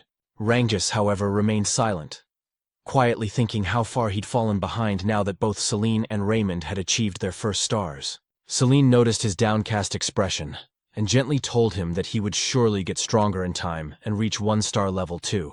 Raymond agreed, telling him to be patient and keep working hard. Hearing their encouragement, Rangus smiled again and thanked them both. Lika then spoke, saying that Rangus had managed to defeat 3 giant frog monsters even without a star, which was truly impressive. She added that before the exam began, Rangus had trained personally with Zeke and had already perfected his spear handling, so it was only a matter of time before he became a 1-star. Moved by her faith in him, Rangus nearly teared up. As Lika looked toward the sky, she noted that night was fast approaching and told everyone they needed to head back to base. Celine agreed, warning that Poison Dragon Mountain was far too dangerous after dark. While they were on their way back, Lika suddenly stopped. Rangus immediately asked what was wrong, but Lika didn't answer. Her expression darkened as she stared ahead, and demanded to know what a certain student was doing near their base. A moment later, a figure emerged from the tall grass. Rangus and the others were startled, and Celine and Raymond instinctively drew their weapons. The student stepped out with a smirk, holding his weapon loosely as he said he hadn't expected Lika to notice him so soon. Lika immediately recognized him as one of the upperclassmen and asked if he had come to steal their crystal. When he confirmed it, she realized that at last, an upperclassman had decided to attack their group, and this one was a 2-star. The upperclassman grinned, saying that their current exam required them to steal the crystals from first years, though he hadn't expected his first target to be none other than Lady Lika's group. Lika asked if he still planned to stay even after realizing whose base he had invaded. She warned him that a single upperclassman wouldn't stand a chance against her team, but the upperclassman's grin widened as his expression turned menacing. "Who said I was alone?" he replied. From the grass behind him emerged 3 more upperclassmen, all 1-star level. Their leader sneered, saying that even Lady Lika would have trouble fighting them since her teammates were nothing but burdens. Drawing his sword, he shouted for them to surrender and hand over their crystal orbs. He then charged at Lika with a powerful attack, but she evaded effortlessly and ordered Celine and the others to maintain their battle formation while she handled him. Meanwhile, Rangus, still without a star, struggled to defend against the attacks of his opponent. The upperclassman taunted him, saying it would be better to surrender and hand over his crystal. Rangus hesitated, unsure of what to do, until he remembered a conversation he once had with Zeke. Back then, Rangus had asked Zeke if there was any way for someone weaker, like him, to defeat stronger opponents. He admitted he was still starless, and worried that if stronger enemies appeared, he'd only drag his team down. Zeke's reply had shocked him. "Then you should surrender." Zeke explained that if the opponent was far stronger, 3-star or 4-star, then surrendering was the only logical choice, since a starless person could never hope to win. However, he added that if Rangus ever faced an opponent around 1-star level, there was still a chance. When Rangus asked how, Zeke simply said, "It's nothing unusual. You just have to exploit an opening." "An opening?" Rangus had asked, confused. "Exactly," Zeke replied. "If you can find and exploit an opening in your opponent's defense, you can defeat them, even if they're a 2-star. When Rangus asked how he was supposed to find such an opening, Zeke's answer was simple: endure. Keep enduring until your opponent shows one. Rangus had been doubtful, but Zeke continued, "There's no other way. You can't force an opening against someone stronger. You can only endure until they make a mistake. If you can't even do that, then defeating someone stronger will always be a fantasy for you." Zeke added, "If your opponent is someone special like Lika, then you won't last long. But against an ordinary 2-star, you should be fine." He then told Rangus that confidence in his own strength was crucial, and gave him one last piece of advice: don't overthink it. Don't think about how to create an opening or the difference in power. Just wait patiently, and when it appears, thrust your spear straight into it. Now, in the midst of battle, Rengus clenched his fists as Zeke's words echoed in his mind. Since he was weaker, he had no choice but to endure every attack and wait for the right moment. The upperclassman grew more and more frustrated as Rengus continued to withstand his blows. "Just fall down already," he shouted in anger, unleashing a powerful strike. But in that instant, Rengus saw it, the opening Zeke had spoken of. Without hesitation, he gathered all his strength and thrust his spear straight into his opponent's body. The upperclassman coughed up, collapsed, losing consciousness instantly. As he fell, a radiant light glowed on Rengus's chest, the mark of his newly awakened 1-star. Lika noticed immediately, surprised yet proud that Rengus had taken down his opponent. Meanwhile, the leader of the upperclassmen was in disbelief, unable to understand why Lika's power felt so overwhelming despite them both being 2-star level. Lika realized that ever since mastering the axe arts technique Zeke had recommended, she had learned to channel greater force and energy into her great sword, which explained the vast difference in power. She told her opponent that it was his misfortune to have chosen her group as a target. Then, summoning golden lightning around her sword, she declared, "This battle ends here." Her blade struck with blinding force, and the enemy leader fell unconscious. After ensuring the enemies were defeated, Lika rushed back to her team and asked if everyone was safe. Once confirmed, the group cheered in relief. They had just won their first battle against upperclassmen. Celine and Raymond congratulated Rengus on reaching 1-star level, and Rengus thanked them with a bright smile. Lika looked at her team proudly, realizing that now all of her members had finally manifested their first stars. With that, she said that the next battles ahead would be much easier. Then, with a thoughtful expression, she wondered aloud how Zeke was doing. Meanwhile, elsewhere in Poison Dragon Mountain, a terrified upperclassman was running for his life. Tears streamed down his face as he muttered repeatedly, "Please don't come here. Zeke, don't come here!" He cursed under his breath, trembling in fear, asking himself just what kind of monster that boy named Zeke really was. Moments later, the upperclassmen were running frantically, shouting for help, hoping and praying that Zeke would not follow them. As Zeke dragged along one of the upperclassmen he had just defeated, the others cursed in fear and confusion, asking what kind of monster or demon he was. Holding the corpse of a giant snake beast in one hand, Zeke grinned and mockingly asked what their problem was, wondering aloud if no one else wanted to play with him. The upperclassmen, now completely terrified, called him insane as they continued to flee. Some questioned why a lower-classman like Zeke was the one hunting them down when it should be the other way around. That the upperclassmen were supposed to be the hunters, not the hunted. Suddenly, one of the fleeing upperclassmen tripped and fell. As he struggled to get back on his feet, he froze. The moment he lifted his head, Zeke was already standing right in front of him. With his crimson eyes faintly glowing, Zeke sighed and said he was getting tired of chasing him. He reached out his hand, offering to help the upperclassman stand up, but calmly added that once he did, he would have to fight him. The upperclassman's eyes widened in pure horror before his body went limp, and he collapsed unconscious on the ground. Zeke tilted his head in confusion, muttering to himself and wondering what just happened to the man. He looked around and asked out loud what was going on with the upperclassmen, questioning why they had suddenly become so defensive and cowardly. Calling them pathetic, he mocked how aggressive they were the first time they saw him, only to end up running away in fear. He then smirked and shouted for the others not to leave him behind. Just then, Zeke felt a faint presence nearby. Turning toward his side, he asked whoever was watching him why they didn't come closer if they wanted a better look. When he received no reply, Zeke chuckled and said that since the observer was still watching without interfering, it must mean there was nothing wrong with what he was doing.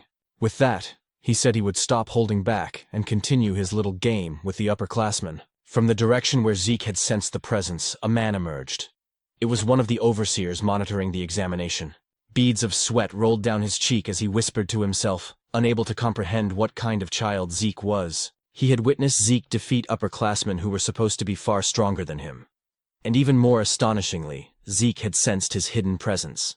Realizing the gravity of what he had just seen, the overseer decided he had to report everything immediately. Meanwhile, at the camp outside Poison Dragon Mountain, Freya was taken aback when several observers arrived to make their report. According to them, it had been 1 week since the examination began.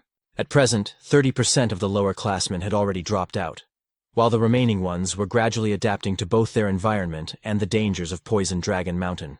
One of the observers added that they did not expect many more lower classmen to withdraw from the test. When Freya asked about the upperclassmen, however, The observers exchanged uneasy glances and couldn't answer her directly. Freya's expression darkened, and she ordered them to speak clearly. Finally, one of them admitted that the upperclassmen were constantly fleeing. Freya frowned, momentarily lost in thought, and asked why they were running away. What exactly were they escaping from? She pointed out that, to her knowledge, there were no monsters within Poison Dragon Mountain strong enough to threaten the upperclassmen. One of the observers then explained that they were not running from a monster. They were running from Lord Zeke. Freya raised an eyebrow and asked why they would flee from him. The observer took a deep breath and said that Zeke had been relentlessly attacking and hunting the upperclassmen. At first, they tried to fight back, but eventually they had no choice but to run. Another observer spoke up, asking what kind of person Lord Zeke even was. Based on what he had seen, Zeke seemed to be enjoying himself, gleefully cutting down upperclassmen and hunting them like prey. For him, it was something completely unprecedented. A second observer nodded in agreement, saying that even though Zeke was the son of the L-Dragon family head, he was far from normal. To them, Zeke was no longer just a prodigy. He was something beyond, a true monster in human form. Freya listened quietly, then spoke with a calm but serious tone. She admitted that she had also suspected Zeke was unusual from the very beginning. Unlike the others, he had chosen to take the exam alone, and appeared completely relaxed upon entering Poison Dragon Mountain. That could only mean one thing. Zeke never planned to hide from the upperclassmen. From the very start, his intention had been to hunt them down himself.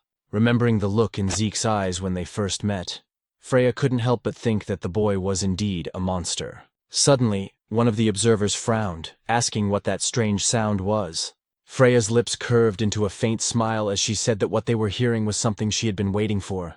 A man then approached and asked Lady Freya where they should place the massive cage they had brought. Freya told them to leave it where it was, and thanked them for their work. When the observers turned to look at the cage, their eyes widened in shock. They immediately asked what kind of creature was inside, and some even questioned whether Freya truly intended to release it into the mountain, as the creature's aura alone revealed it to be at least a 3-star level beast. Far too powerful for any of the students to handle. But Freya, clearly pleased, reassured them that there was nothing to worry about. Adjustments had already been made to the creature. It would only target individuals of 2-star level strength or higher. Ordinary students would not suffer serious harm. One of the observers then asked why such a creature was suddenly being released during the exam. Freya replied calmly that it was a direct order from their family head, Balza. In her mind, she wanted to witness the abilities of the boy whom their soldiers had already begun calling a monster. She wanted to see whether Zeke could survive against such a being. With that thought, she ordered that the mysterious creature be released into Poison Dragon Mountain at dawn. The next morning, deep within Poison Dragon Mountain, Rangus and his team suddenly stopped in their tracks as the ground trembled violently beneath them. Lika frowned, saying she had a bad feeling about the tremor. Raymond wondered if perhaps the upperclassmen had caused it, but Rangus shook his head, saying it was most likely the work of a beast, probably a massive anger boar. Still, Lika couldn't shake off her unease and said that something about it felt different. A moment later, a second, stronger quake shook the mountain. As a giant tree began to fall toward them, Lika's instincts kicked in. She shouted for everyone to move, and the group jumped aside just in time as the enormous trunk crashed down where they had been standing seconds earlier. When they turned around, Lika froze in disbelief. Celine gasped and asked what kind of creature it was, while Rangus's face went pale and sweat dripped down his temples. In a trembling voice, he said they needed to run immediately, because standing before them was a colossal golem. Meanwhile, on the other side of Poison Dragon Mountain, as Zeke sat atop a pile of monsters and upperclassmen he had defeated, he remarked that he was growing bored with the current situation of the examination.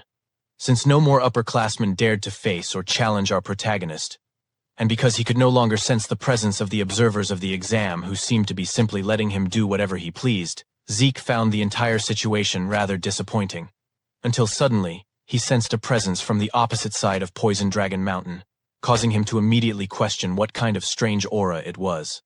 At first, he thought it belonged to a 2-star level creature, but eventually, he realized that the presence came from a 3-star entity. He instantly wondered if 3-star monsters were truly supposed to exist within Poison Dragon Mountain.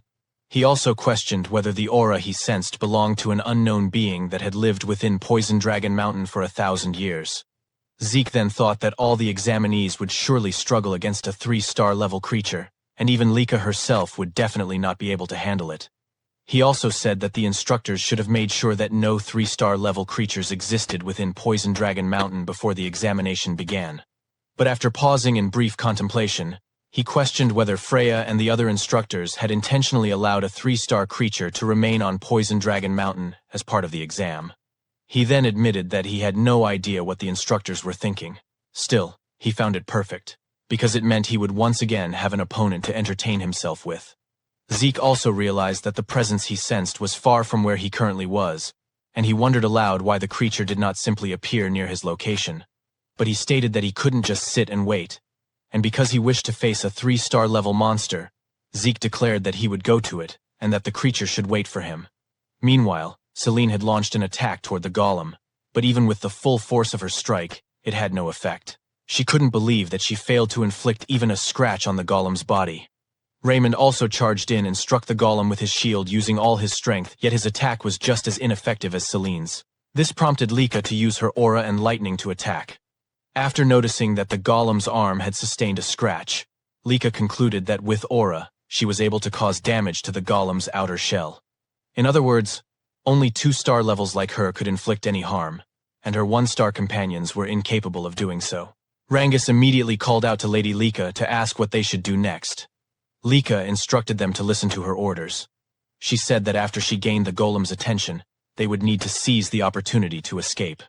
However, Rangus insisted that they could not do that, nor could they abandon Lady Lika to face the golem alone. Lika told them that they would only become burdens to her in the fight, and she ordered them to observe the golem's arm that she had previously attacked. She added that even with her aura, all she managed was a scratch, and that as 1-star levels, they truly lacked the ability to injure the golem. Raymond admitted that while they indeed could not injure the creature, they could still support Lika in battle, ensuring that every attack she launched would land successfully. When Lika asked what they meant, Rangus stated that he would do everything in his power not to become a burden. Selene agreed, saying that if they worked together to make sure Lady Lika's attacks hit their mark, then they would surely gain a chance to win. Because of the determination and trust her companions showed her, Lika couldn't help but smile, saying she understood what they wanted. She said she would rely on them to provide support so her attacks would land. As Lika gathered her aura and lightning into her sword, Raymond prepared to defend, while Rangus and Celine readied themselves for their offensive support. After Lika finished concentrating all her power into her sword, she instructed them to begin their renewed assault on the golem. Lika quickly advanced to the front to face the golem, but the creature immediately launched an attack toward her. Raymond used his shield to protect her, but because he was still only a 1-star level, he struggled to withstand the golem's 3-star power. Rangus and Celine dashed forward to attack the golem and draw its attention away. Meanwhile, Lika swiftly moved behind the golem to deliver her strike. She unleashed her lightning greatsword technique, Heaven's Thunder, striking the golem from behind with her full strength. A powerful explosion erupted within the forest of Poison Dragon Mountain. After Lika managed to knock down the golem, and once the smoke had cleared, the damage she had caused to the forest was evident. Rangus immediately approached her to ask if she was all right, and Lika said she was fine, though she had used up all the source power in her entire body. She then asked how Raymond was doing. With Celine supporting him, Raymond replied that he was doing all right as well. But when Lika said that they should return to their base, she suddenly sensed the golem's presence again behind them. She quickly shoved Rangus away, resulting in Lika being the one seized by the golem. As the golem held her, she couldn't believe that it was still capable of moving. She realized she had grown too complacent after her attack. Celine also couldn't believe that after being hit by Lika's full power strike, the golem was still alive and able to move. Rangus immediately tried to save Lady Lika by attacking the golem with his spear, but the golem swung Lika rapidly, preventing him from landing a blow. As Rangus grew increasingly concerned for Lika, a tree suddenly came hurtling toward their direction. When the tree struck the golem, it released Lika from its grip. Rangus quickly helped her stand and move away from the creature. Lika, still confused, wondered aloud what had happened and how she managed to escape the golem's hold. Then Zeke suddenly asked what kind of situation they were dealing with.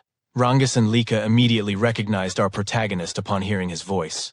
But instead of checking on Lika's condition, Zeke was far too delighted by the sight of the monster. With his eyes glowing in excitement, he immediately asked what kind of clay puppet he was looking at. Just moments before Zeke arrived at the location where he sensed the presence of the golem, he caught sight of a golden lightning aura. He immediately realized that this aura belonged to Lika. and he couldn't believe that Lika's group would be the first to encounter and clash with the monster. As Zeke continued sprinting at full speed, he said that in his previous life, he could have reached the location of the aura he sensed in an instant. But now, he could do nothing but run toward the monster's location, something he found utterly pathetic in his current state. He also thought about how Lika's group was filled with promising youngsters. Even so, their opponent was a 3-star level monster, so he had no idea how long they would be able to endure in battle. Suddenly, something came to mind, causing him to stop abruptly as he remembered a technique he had recently learned. He immediately grabbed the trunk of a huge tree, and after pulling it out from the ground, he used his physical strength along with the new technique to hurl the massive tree toward the monster. While watching the tree fly through the air, Zeke commented that the result of the new technique wasn't bad at all. He also said he didn't make a wrong decision learning it,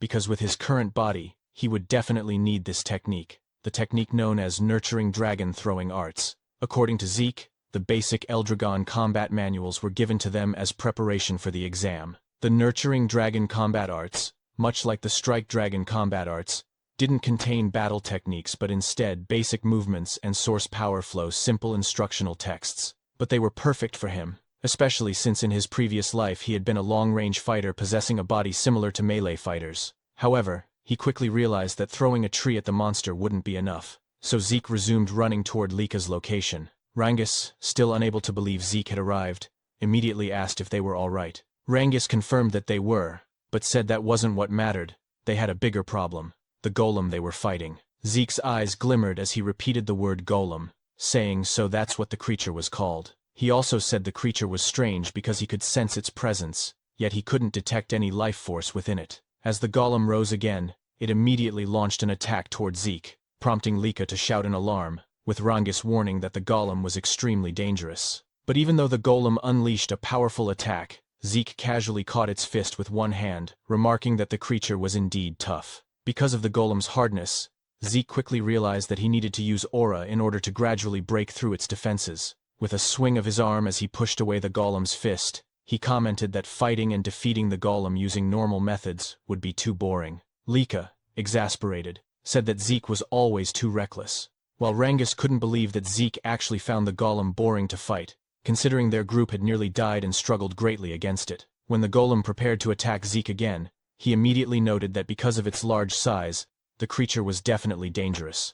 Even so, he didn't hesitate to raise his arms and block the attack head-on, resulting in a powerful impact that shook the area. While defending himself, Zeke stated that the place was too dangerous, so they needed to move away. Lika's group immediately obeyed Zeke's order and hurriedly evacuated the battlefield. Once they were far enough, Zeke gathered momentum and threw the golem with tremendous force. As the creature crashed away, he remarked that its outer shell truly was extremely durable. While gathering aura into his fist and rushing forward, Zeke said he wanted to know if the inside of the golem's body was as tough as its outer shell. After leaping into the air, he declared that it was time to find out whether its interior was just as hard. He then activated the first form of the Dragon Destruction Combat Arts Burst World, striking the monster and causing a massive explosion upon impact. In Zeke's mind, instead of dragging out the battle by slowly breaking through the golem's defenses, it was better to use Burst World to inject source power into the monster's body and destroy it from within. After confirming that his plan and attack worked,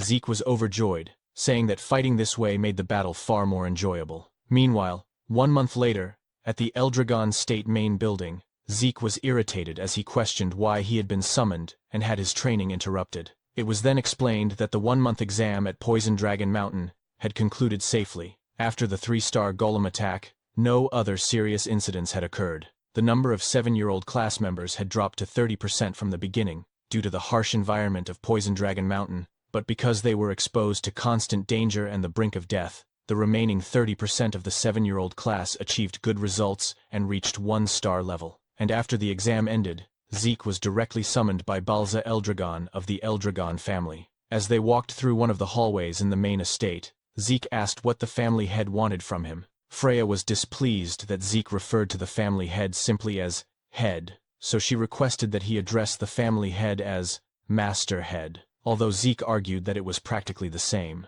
In Freya's mind, the reason for the summons was already obvious, but she still explained that Zeke was called because of his behavior and actions during the exam, and that he had brought this upon himself. When Zeke asked if it was truly because of his behavior, Freya immediately confirmed it. She said that the purpose of the upperclassmen exam was for them to attack the lowerclassmen and steal their crystal orbs. But Zeke, a lowerclassman, did the opposite by attacking the upperclassmen, something they never expected. Freya added that because of Zeke, not a single upperclassman managed to steal a crystal orb from any lowerclassman, and so the upperclassmen had to retake the exam. Zeke argued that attacking upperclassmen wasn't forbidden, but Freya replied that no one would ever expect a lowerclassman to muster the courage to attack an upperclassman. Freya could only sigh, and as she turned away, she told him that his awful attitude needed to be corrected before he faced the master head. Once again, Freya reminded Zeke to fix his attitude and the way he spoke in front of the master head, especially when speaking directly to him. However, Zeke simply asked why, and Freya replied that even though he was still young, his terrible attitude could get him killed. She said she did not want to witness him being executed by his own father just because of his behavior. Zeke, on the other hand, only commented that if that were the case, then Balza was apparently quite violent. After they reached the door, Freya knocked immediately, and after addressing Balza as Master Head, introduced herself as a member of the Black Dragon Corps, Freya Winkik, and stated that they had come in response to the Master Head's summons. Balza then spoke in a serious tone, telling them that they may enter. After Freya opened the door and they stepped into the room, she immediately stated that she had brought Zeke according to the Master Head's orders. While Balza was still writing, he suddenly looked up at Zeke and seriously asked him why he had attacked the upperclassmen during the examination. Zeke fell silent for a moment, then said that everyone kept asking him the same repeated questions, so instead of answering, he decided to ask his father whether he was not allowed to attack the upperclassmen during the exam. When Balza asked what he meant by that, Zeke explained that the condition for passing the test was to survive in Poison Dragon Mountain for 1 month and keep their crystal orbs safe, and aside from that he had not heard of any other rules. Therefore, he simply followed the rules of the exam and used his time in whatever way he wanted while the test was ongoing. He added that if there were any prohibited actions during the exam, they should have stated them clearly before the test even began. Upon hearing Zeke's words, Freya felt intense fear and anxiety, and she immediately shouted, demanding to know what he was saying and why he was speaking like that in front of the Master Head. At that moment, Balza's eyes suddenly narrowed as he released his terrifying dragon aura, and because of the pressure from it, Freya collapsed to her knees, thinking that the Master Head's aura was so strong that it could kill Zeke. Contrary to her expectations, however, the protagonist remained standing, and Balza's pressure had no effect on him. On top of that, Zeke even told Balza to stop trying to intimidate him, because it was becoming extremely annoying, causing Balza's expression to darken in both shock and irritation. While Freya was still kneeling, Zeke asked if Balza had really summoned him just to ask such meaningless questions. Balza then asked how Zeke had done it, but Zeke did not understand the question and inquired what he was talking about. Balza stated that according to the reports, Zeke had not only defeated the upperclassmen, but had even brought down a 3-star golem, and he also asked how Zeke was able to remain standing and calm in front of him after he released such intense pressure. He then seriously demanded to know how someone like Zeke, a mere child born out of wedlock, had obtained such incomprehensible strength and power. Zeke simply asked if Balza really wanted to know the reason for his strength, and said it was very simple, the only reason being that he was Zeke, which caused Balza to furrow his brows in frustration, while Zeke's gaze sharpened as he stood by his arrogant answer. After a moment of silent staring between them, Balza finally said that Zeke's personality really was as terrible as the reports claimed, yet he would still reward him for defeating the golem. Balza told him that he could choose what he wanted. Either take any single item from the dragon treasury, or gain access to the 2nd floor of the dragon hall, which made Freya silently question what was happening, and why Balza was actually rewarding him. According to Freya, both the Dragon Hall and the Dragon Treasury were repositories of rare items collected by the Eldragon family for more than 1,000 years, beginning with the patriarch Gilfas Eldragon.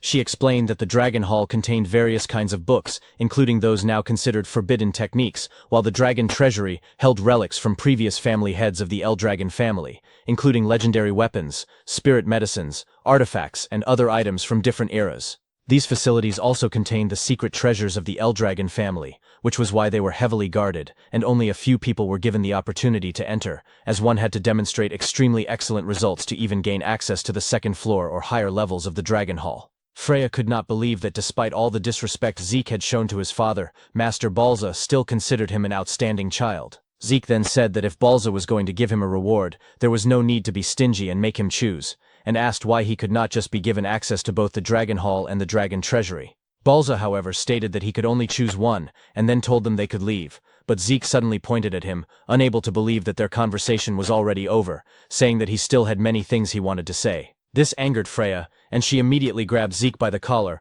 and while pulling him away cheerfully said that it was a great honor for him to receive a reward directly from the masterhead, adding that she now understood his orders and that they would be leaving.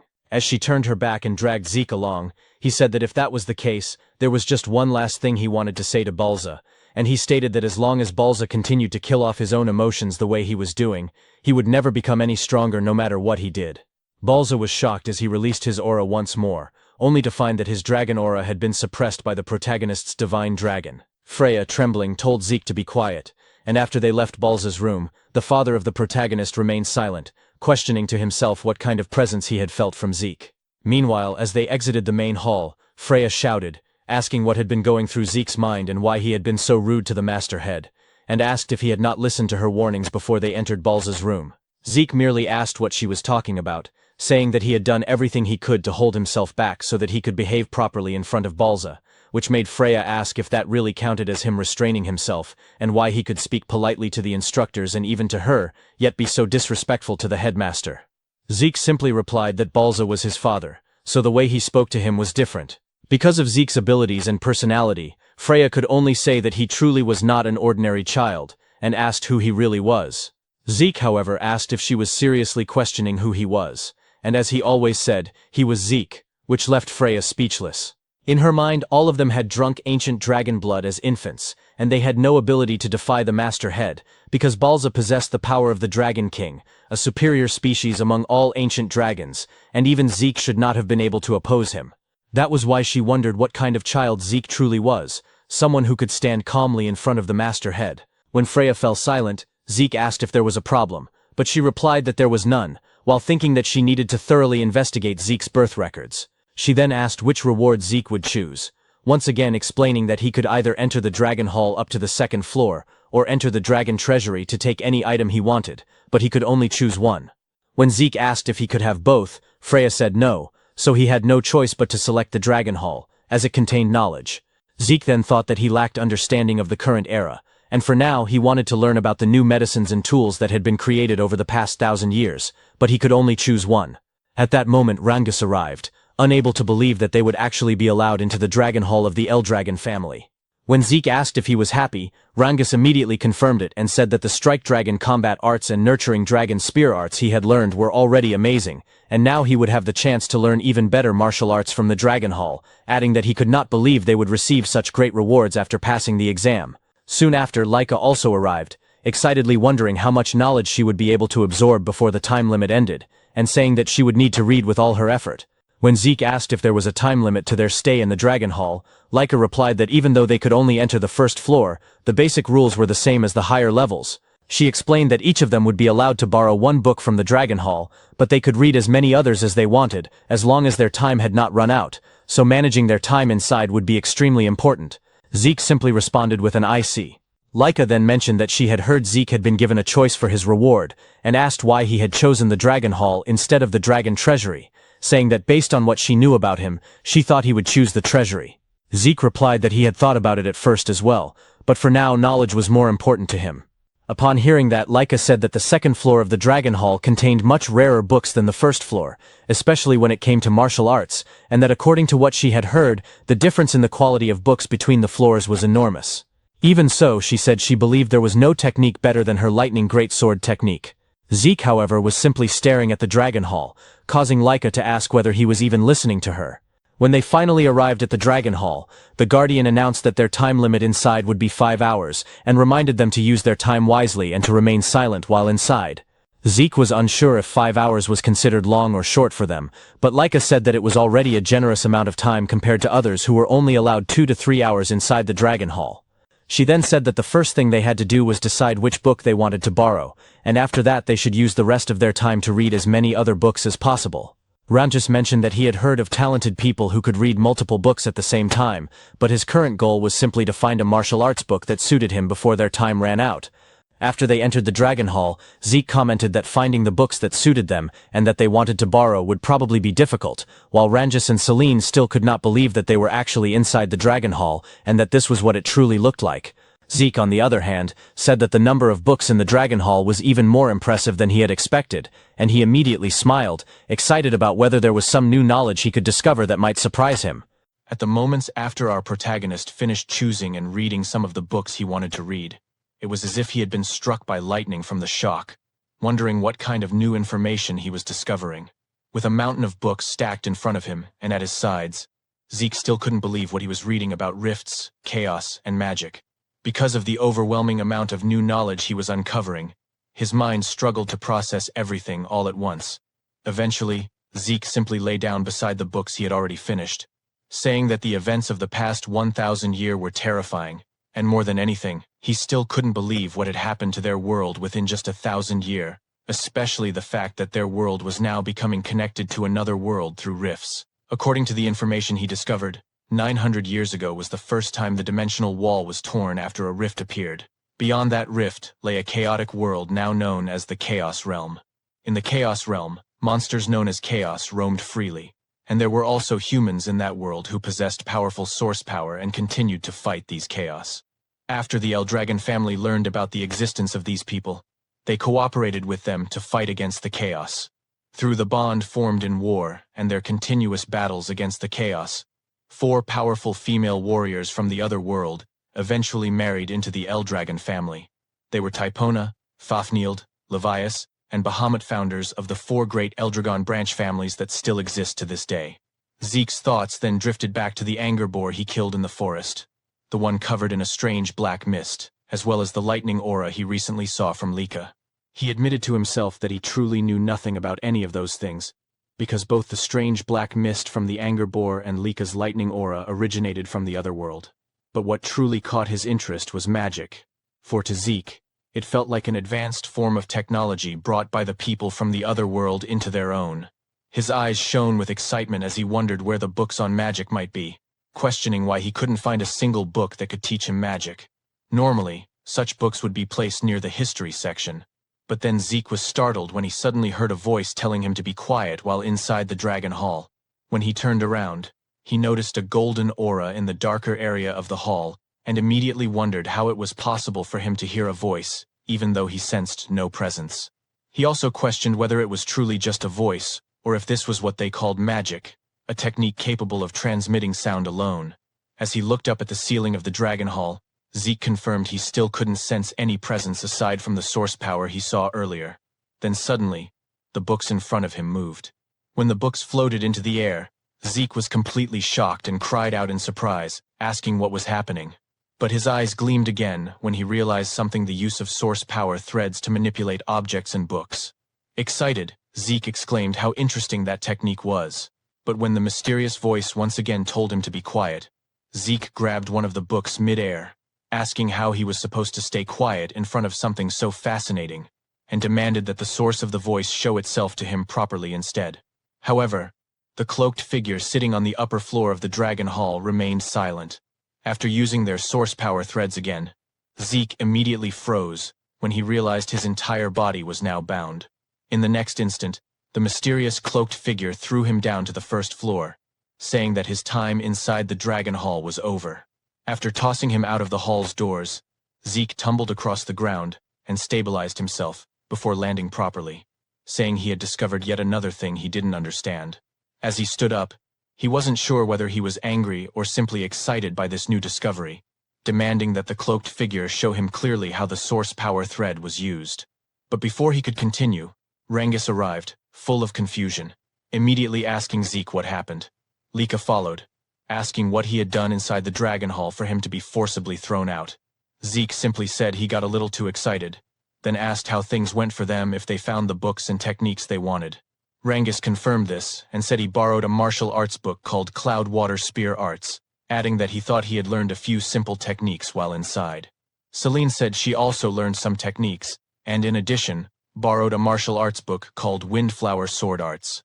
Reynald said he learned about the Eldragon-style Guardian Sword Arts inside, and the book he borrowed was also Eldragon-style, specifically about Guardian Shield Arts. Zeke greeted them awkwardly, thinking to himself that all the techniques they borrowed were ones he created in his past life as mere pastimes. When Zeke asked which book Lika chose, she happily said she picked the Heavy Wave Great Sword Arts, created by the first patriarch of the Eldragon family, Gilfus Eldragon. In the present time, It was known as the Heavy Wave Great Sword Arts revised and improved version by their 15th family head. She added that she also possessed their family's hereditary martial arts, so she could use the book for research. Zeke fell silent, thinking about how another one of his techniques had been revised by the 15th family head, just like his Dragon's Breath and Strike Dragon combat arts. He also remembered seeing many books in the Dragon Hall related to his other techniques from the past, but most of them now had improved versions placed alongside the originals. He wondered if the 15th family head was behind all those improved versions, finding the man more and more intriguing. When Zeke glanced back at the Dragon Hall, he thought that he originally assumed things would become boring after entering it, but now he could no longer wait for the next chance to go back inside. 5 years later, as Lika walked down a hallway, she suddenly stopped and wondered where Zeke and Rangus were.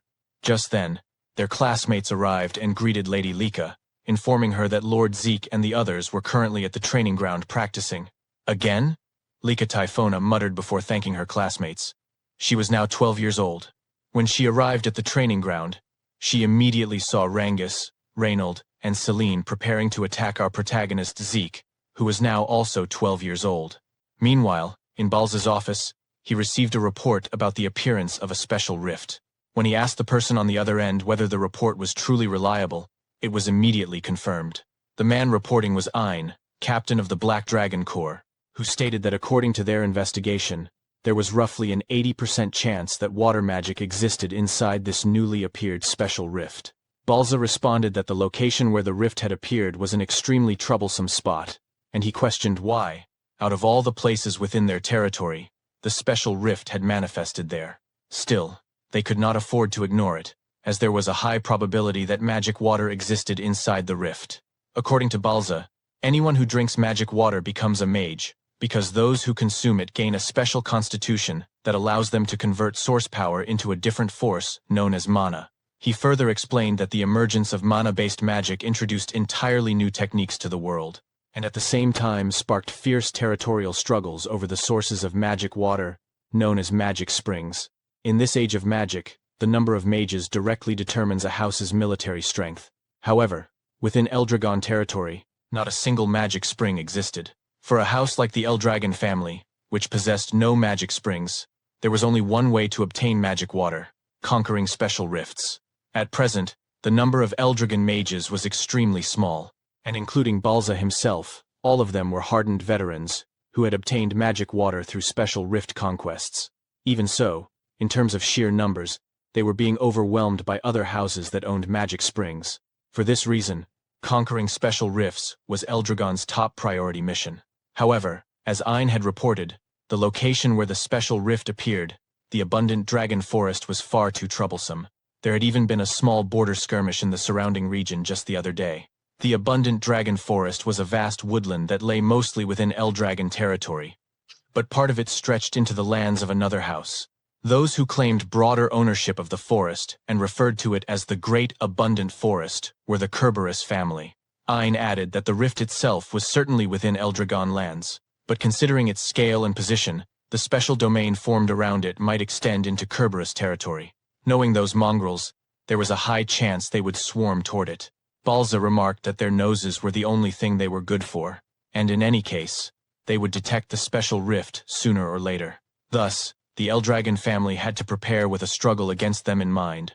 Since it was a special rift, both sides would have limited options, but they needed to act before the Kerberos family caught on.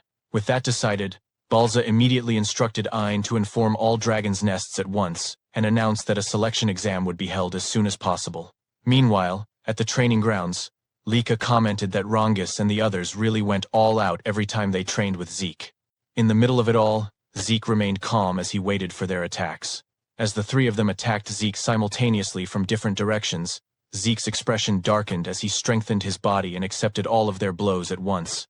With the sharp tip of Rangus's spear pressed and embedded into the hero's cheek, Zeke remarked that their coordination was good, but that Rangus was putting too much force into his spear, which ruined the true strength of spear arts. At the time, Rangus was 11 years old.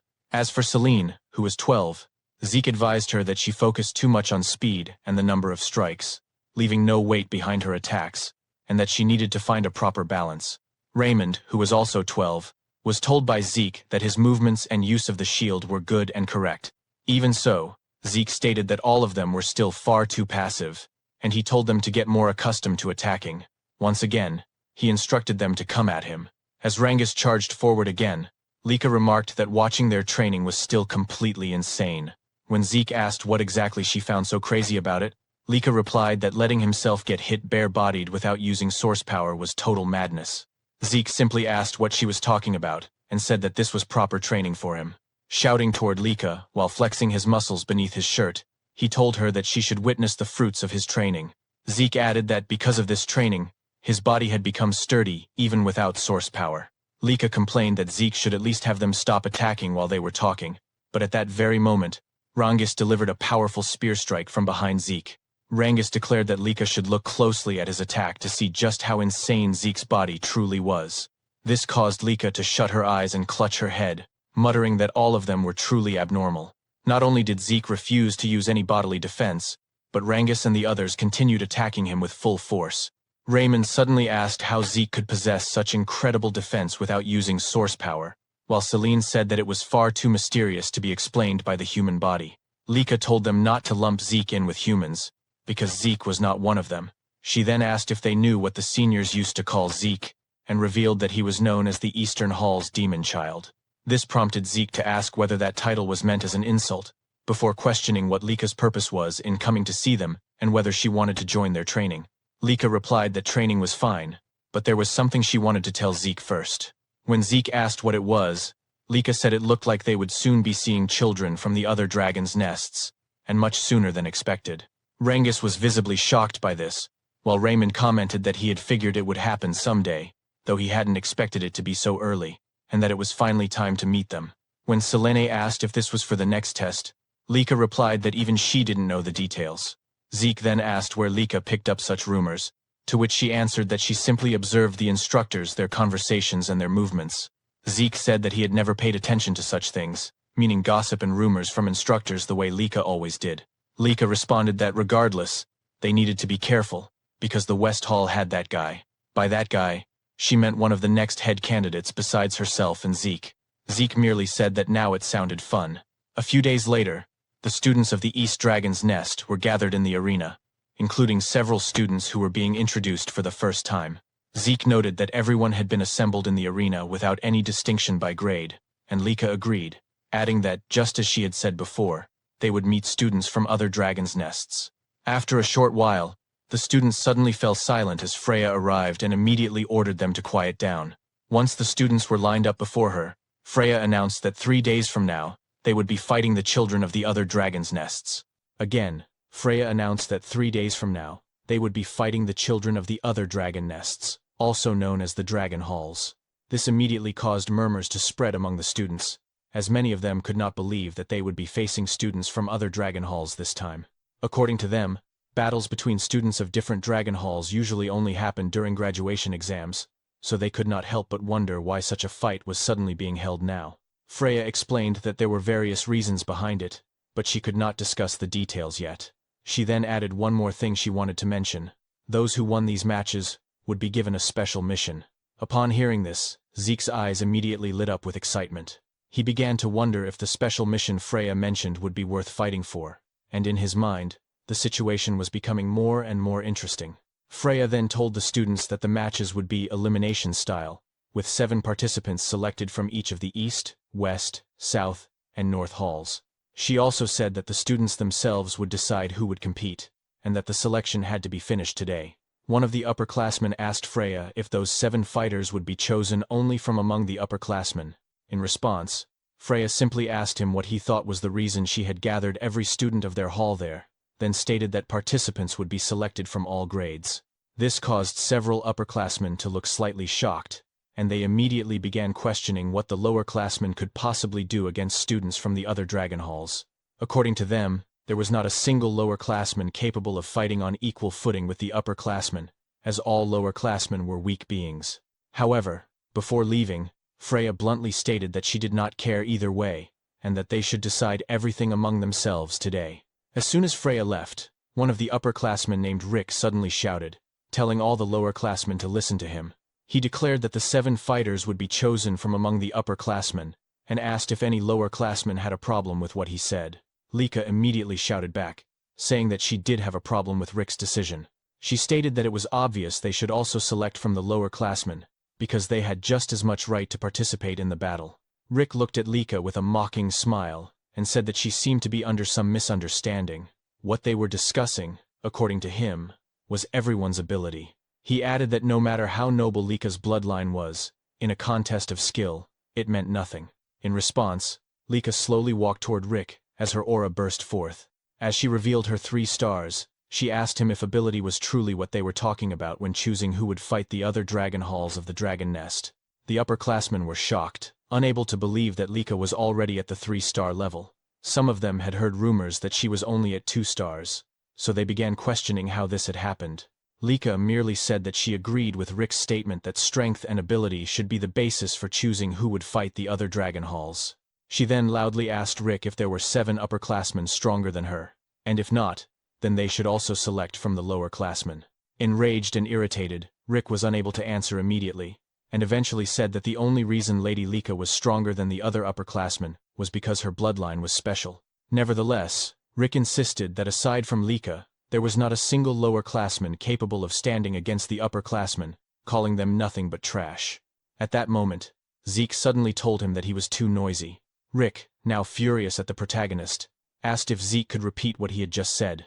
As requested, Zeke mockingly repeated that Rick was too loud and annoying, causing Rick's anger to flare even further. Zeke then calmly asked Rick if he truly believed that all lower-classmen were weak beings and nothing but trash in the eyes of the upperclassmen. Rick fell silent in shock as Zeke's expression changed and his aura surged forward. Zeke asked if the upperclassmen would agree to everyone fighting each other until only 7 students remained. This made Lika immediately grab her head, saying that Zeke's suggestion was a huge problem. She also commented that his idea was far too violent. Lika then explained what she was trying to say instead. How about holding preliminaries for those who wanted to participate, allowing anyone who wished to compete in 3 days to join, regardless of grade? She asked the upperclassmen what they thought of her suggestion, adding that if they were confident in their abilities, there should be no problem. Rick agreed to Lika's proposal, even though he thought it would only be a waste of time, as they needed to focus on their training. As the upperclassmen turned away, Rick glanced back at Lika and Zeke. Lika then asked Zeke if he would join the preliminaries, and Zeke immediately confirmed it. He also said that Rangus, Selene, and Raymond should join as well. The 3 were slightly shocked, and Rangus quickly asked if Zeke was serious about making them join the preliminaries and fight the upperclassmen. Zeke confirmed it without hesitation.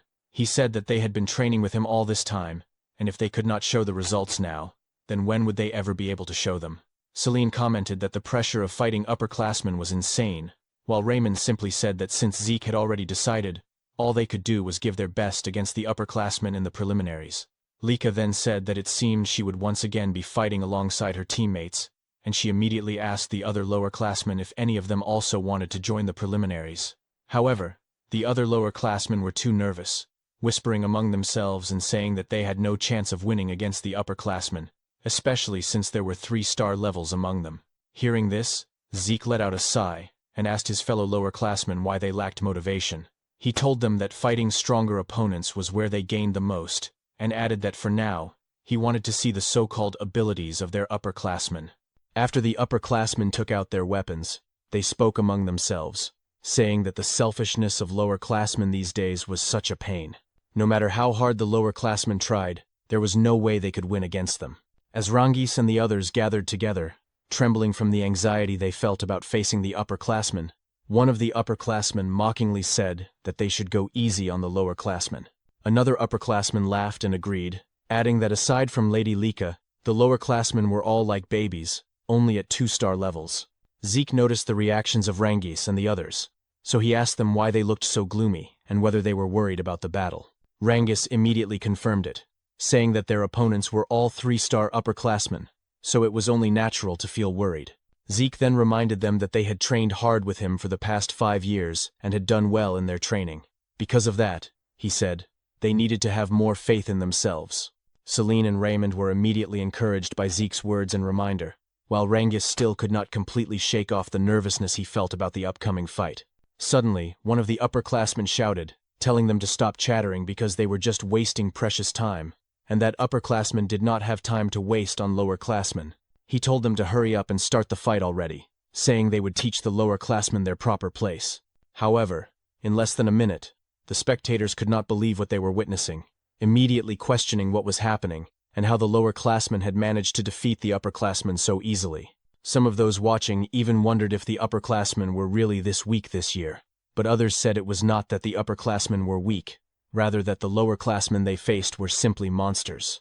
Our protagonist wore a wide smile, clearly delighted by the result of the battle, and he immediately praised and congratulated Rangus and the others.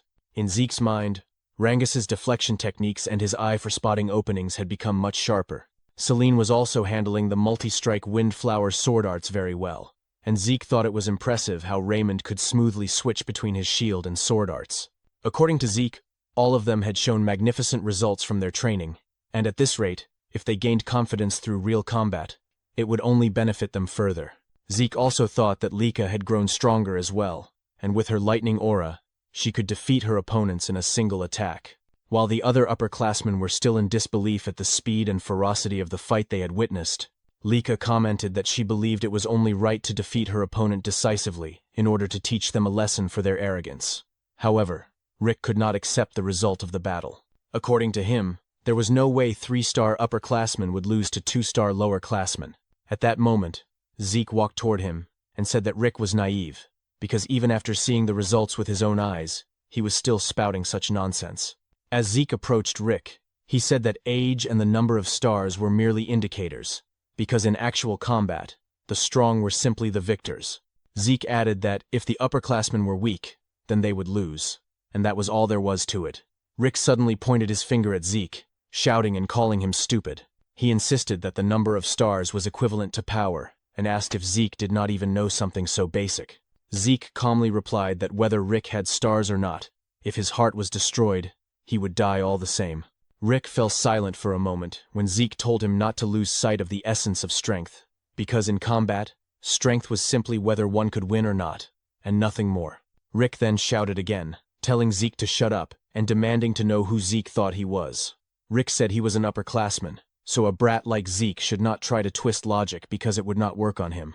He added that he had been going easy on the lower classmen because they were just kids, but because of Zeke's words, it was now too late for Zeke to cry later, as he would not hold back anymore.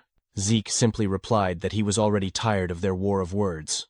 He said that children should act like children and move their bodies before their mouths, and since only the two of them were left in the arena, he asked Rick to show the martial arts he had mastered and was so proud of, as well as how much he had trained. This only made Rick boil with rage, shouting at Zeke not to underestimate him. Rick immediately charged forward with his great strength technique, using all his power. However, before Rick's attack could even land, Zeke's eyes suddenly emitted a golden light, and with a single punch to Rick's face, Rick was sent flying across the arena. After that, Zeke even laughed, saying that Rick had indeed trained well. Because of Zeke's remark, the entire audience fell silent, as did Rick, who remained kneeling on the ground.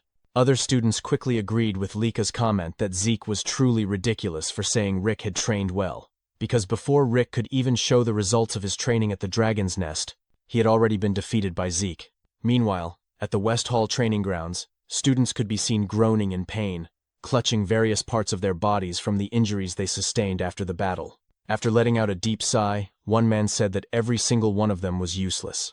This man was one of the candidates for the next family head, Vanille Fafnilde Eldragon. Soon after, other students arrived, and one of them addressed him as Lord Vanille, reporting that the selection here was already complete.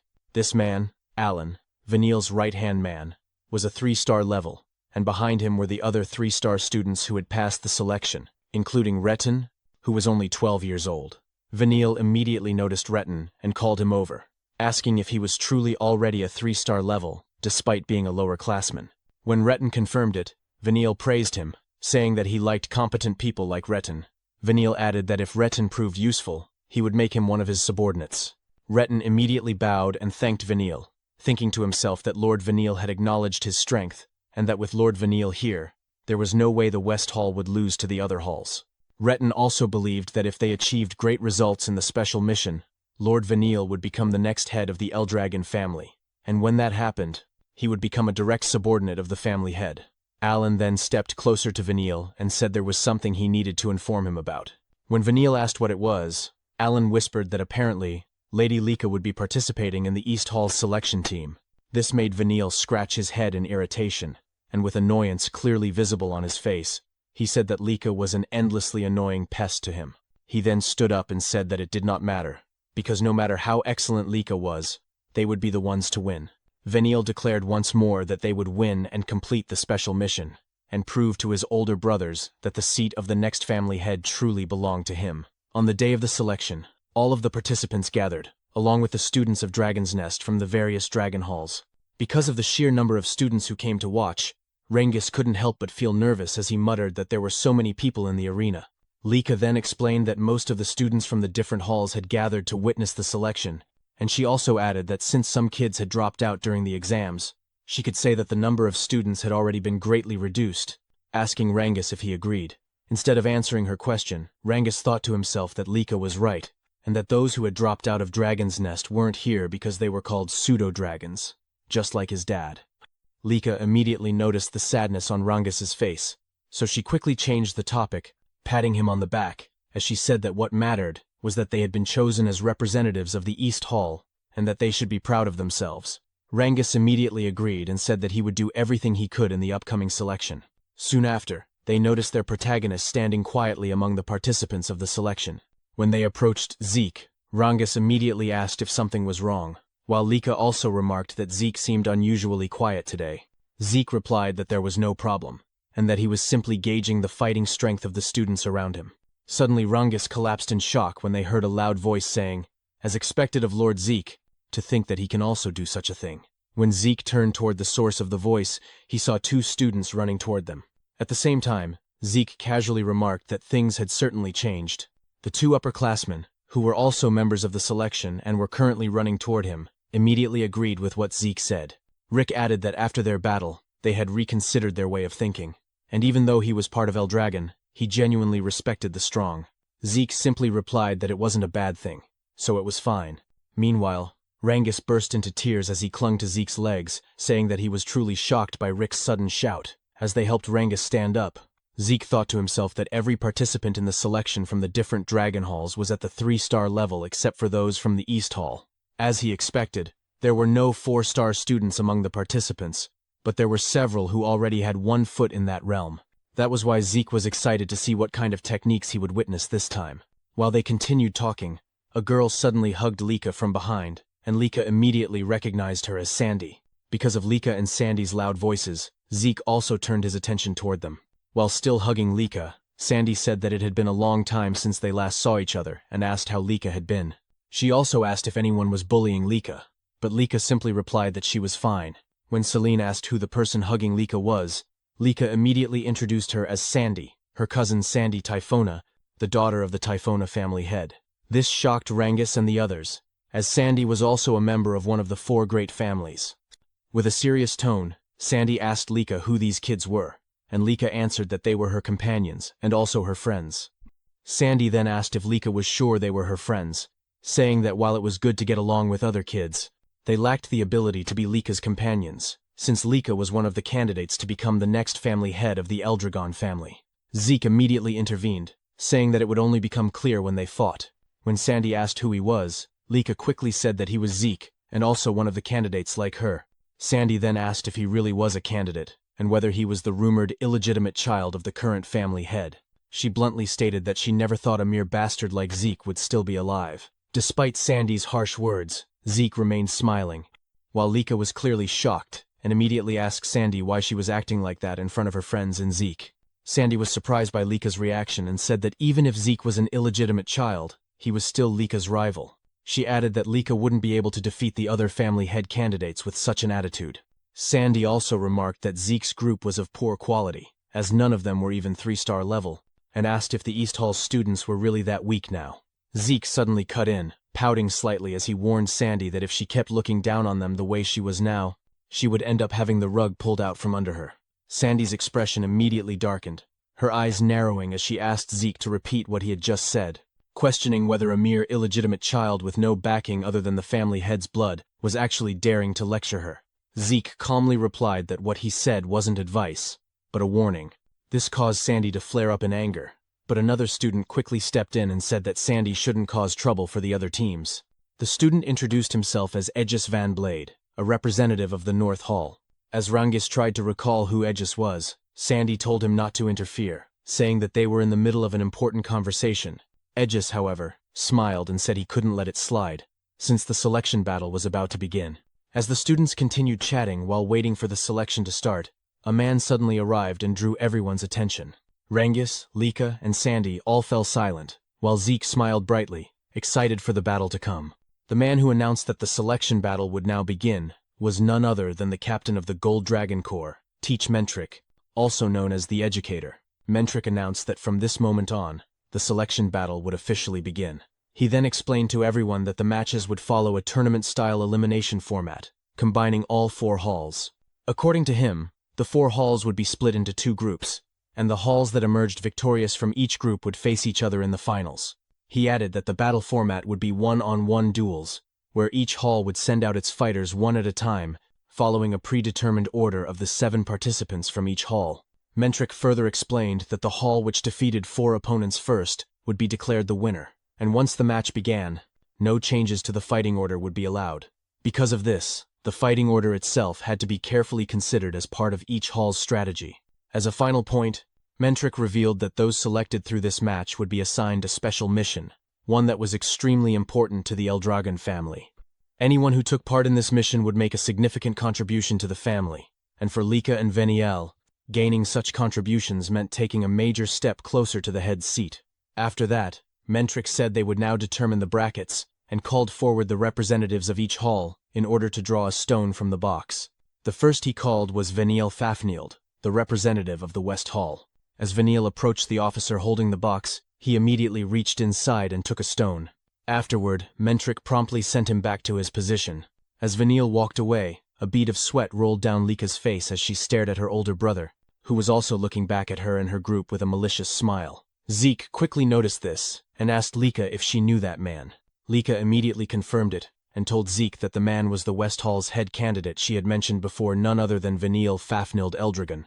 "I see," Zeke replied simply, a faint smile forming on his face as he thought about it. Aside from Veniel, the West Hall had many strong warriors overall. Not only that, Zeke could also tell that the other halls were well-trained too, though everyone could clearly feel the difference in power between them. Soon, Zeke's gaze landed on Retin, and he thought that it had been a while since he last saw that face. According to Zeke, Retin already had considerable skill during the entrance exam, but to have reached the 3-star level at the age of 12 made Zeke smile, thinking that Retin must have trained extremely hard as well. Just then, Retin suddenly noticed Rangis, and his expression darkened with hostility as he questioned why Rangis was even included in the current selection. Students who recognized Rangis were also shocked, some even shouting in surprise as they wondered what Rangis was doing in the arena. Because of this, Rangis once again felt nervous.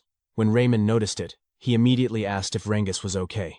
Rangis hesitantly replied that he was fine, while Retin continued to stare at him with clear malicious intent. Soon after, Mentric called the representative of the North Hall. After Aegis drew a stone from the box, Mentric then called the representative of the South Hall, who likewise took a stone. Finally, he called the last representative from the East Hall. When Lika heard this, she immediately told Zeke that he was being called forward, causing Zeke to look at her in confusion as he asked why he had to be their representative. Lika calmly replied that the reason was simple, it was because he was the strongest in their group. Eric and the others immediately agreed with her, while Zeke questioned whether, in situations like this, it would be better to send the youngest member of the group instead. Lika merely asked what he meant by that, then added that they were all about the same age anyway, before ordering Zeke to go forward and take a stone. With no other choice, Zeke accepted his role as the East Hall's representative and stepped forward. However, Sandy suddenly questioned why an illegitimate child like Zeke was chosen as their representative instead of Lika herself. Lika simply replied that it was because Zeke was the strongest among them. Even so, Sandy did not believe her. According to Sandy, Zeke was not even at the 3-star level like Lika. She also reminded Lika that the selection was effectively a head candidate battle between her and Veniel, and that at this rate, Lika would surely lose. Lika merely smiled and said that it was fine and that there would be no problem, confidently declaring that their team was strong. After Zeke took the last stone from the box, Mentric instructed each hall's representative to channel their source power into the stone they had drawn. As they did so, the stones began to glow, turning either blue or red, Mentric then explained that the colors would determine the brackets, announcing that the first match would be East Hall versus North Hall, followed by West Hall versus South Hall. Upon learning that their first opponent would be the North Hall, Zeke's group immediately turned their attention towards Sandy and Aegis's team. They soon noticed a particularly tall student, and upon seeing his appearance and the sharpness of his gaze, Rangus shuddered in shock and asked if that tall man was truly a student of Dragon's Nest. Lika confirmed it, though she had not expected that they would be facing Sandy's team in the very first match. Meanwhile, Sandy released her lightning aura and told Lika that this was a good opportunity to wake her up. Pointing at Lika's team, Sandy declared that she would thoroughly crush Lika so that she would remember her position and purpose in life. Lika, however, did not waver. As her golden lightning aura surged forth, she told Sandy to bring it on. At the same time, while holding the blue stone, Zeke noticed Aegis smiling calmly as he said that it looked like they would be fighting in the first match, and that he was really looking forward to it. Seeing Aegis's reaction and hearing his words, Zeke replied that it seemed like they would get along, adding that he too was looking forward to the battle and could not wait to fight anymore. Meanwhile, after a brief moment of silence filled the entire arena, Mentric declared that the first match would take place between East Hall and North Hall. As soon as everyone heard the announcement, Eric immediately told Lord Zeke that he would do everything he could to win his fight. However, despite his determined words, his expression betrayed him, causing sweat to trickle down Lika's cheek as she nervously asked Zeke if Eric would really be all right, since his anxiety was clearly visible. Zeke simply agreed with her observation.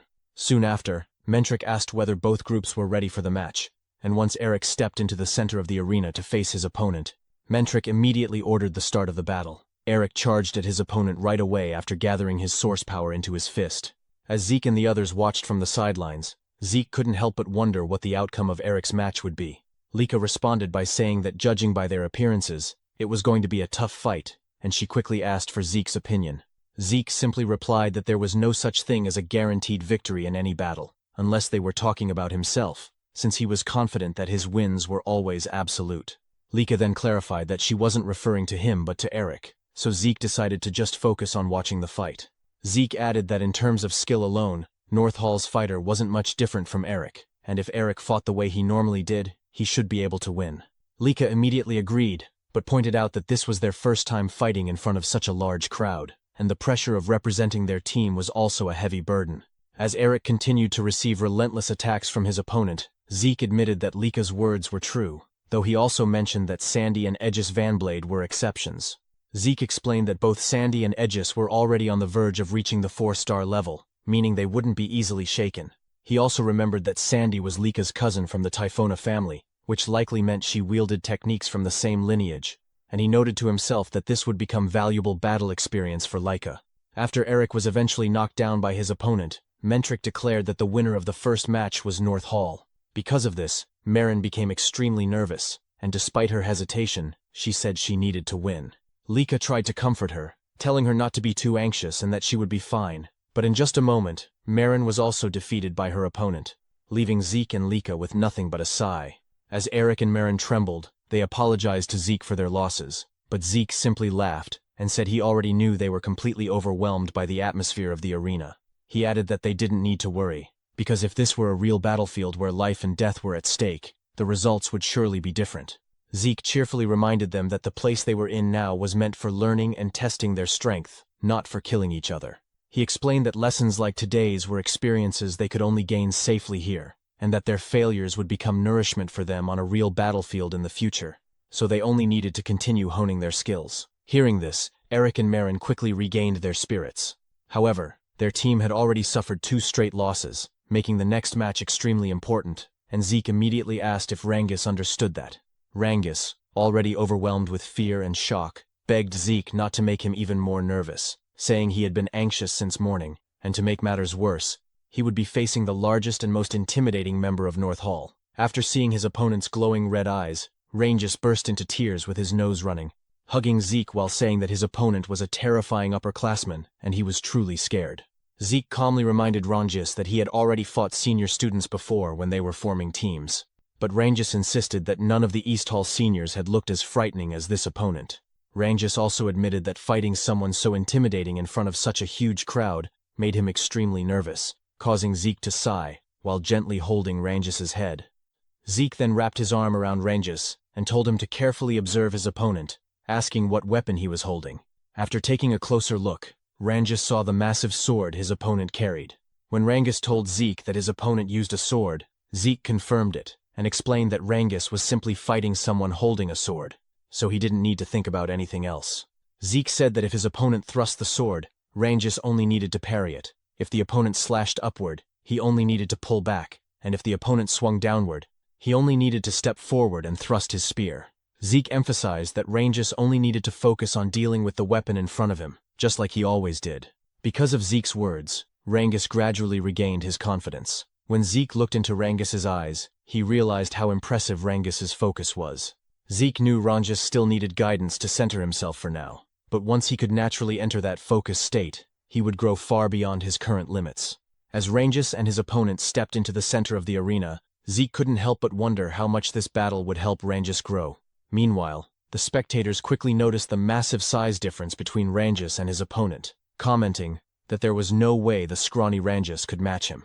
After Mentrix signaled the start of the match, Rangis's opponent immediately charged forward and used the triple-leaf sword-style technique called Single Blade Branch.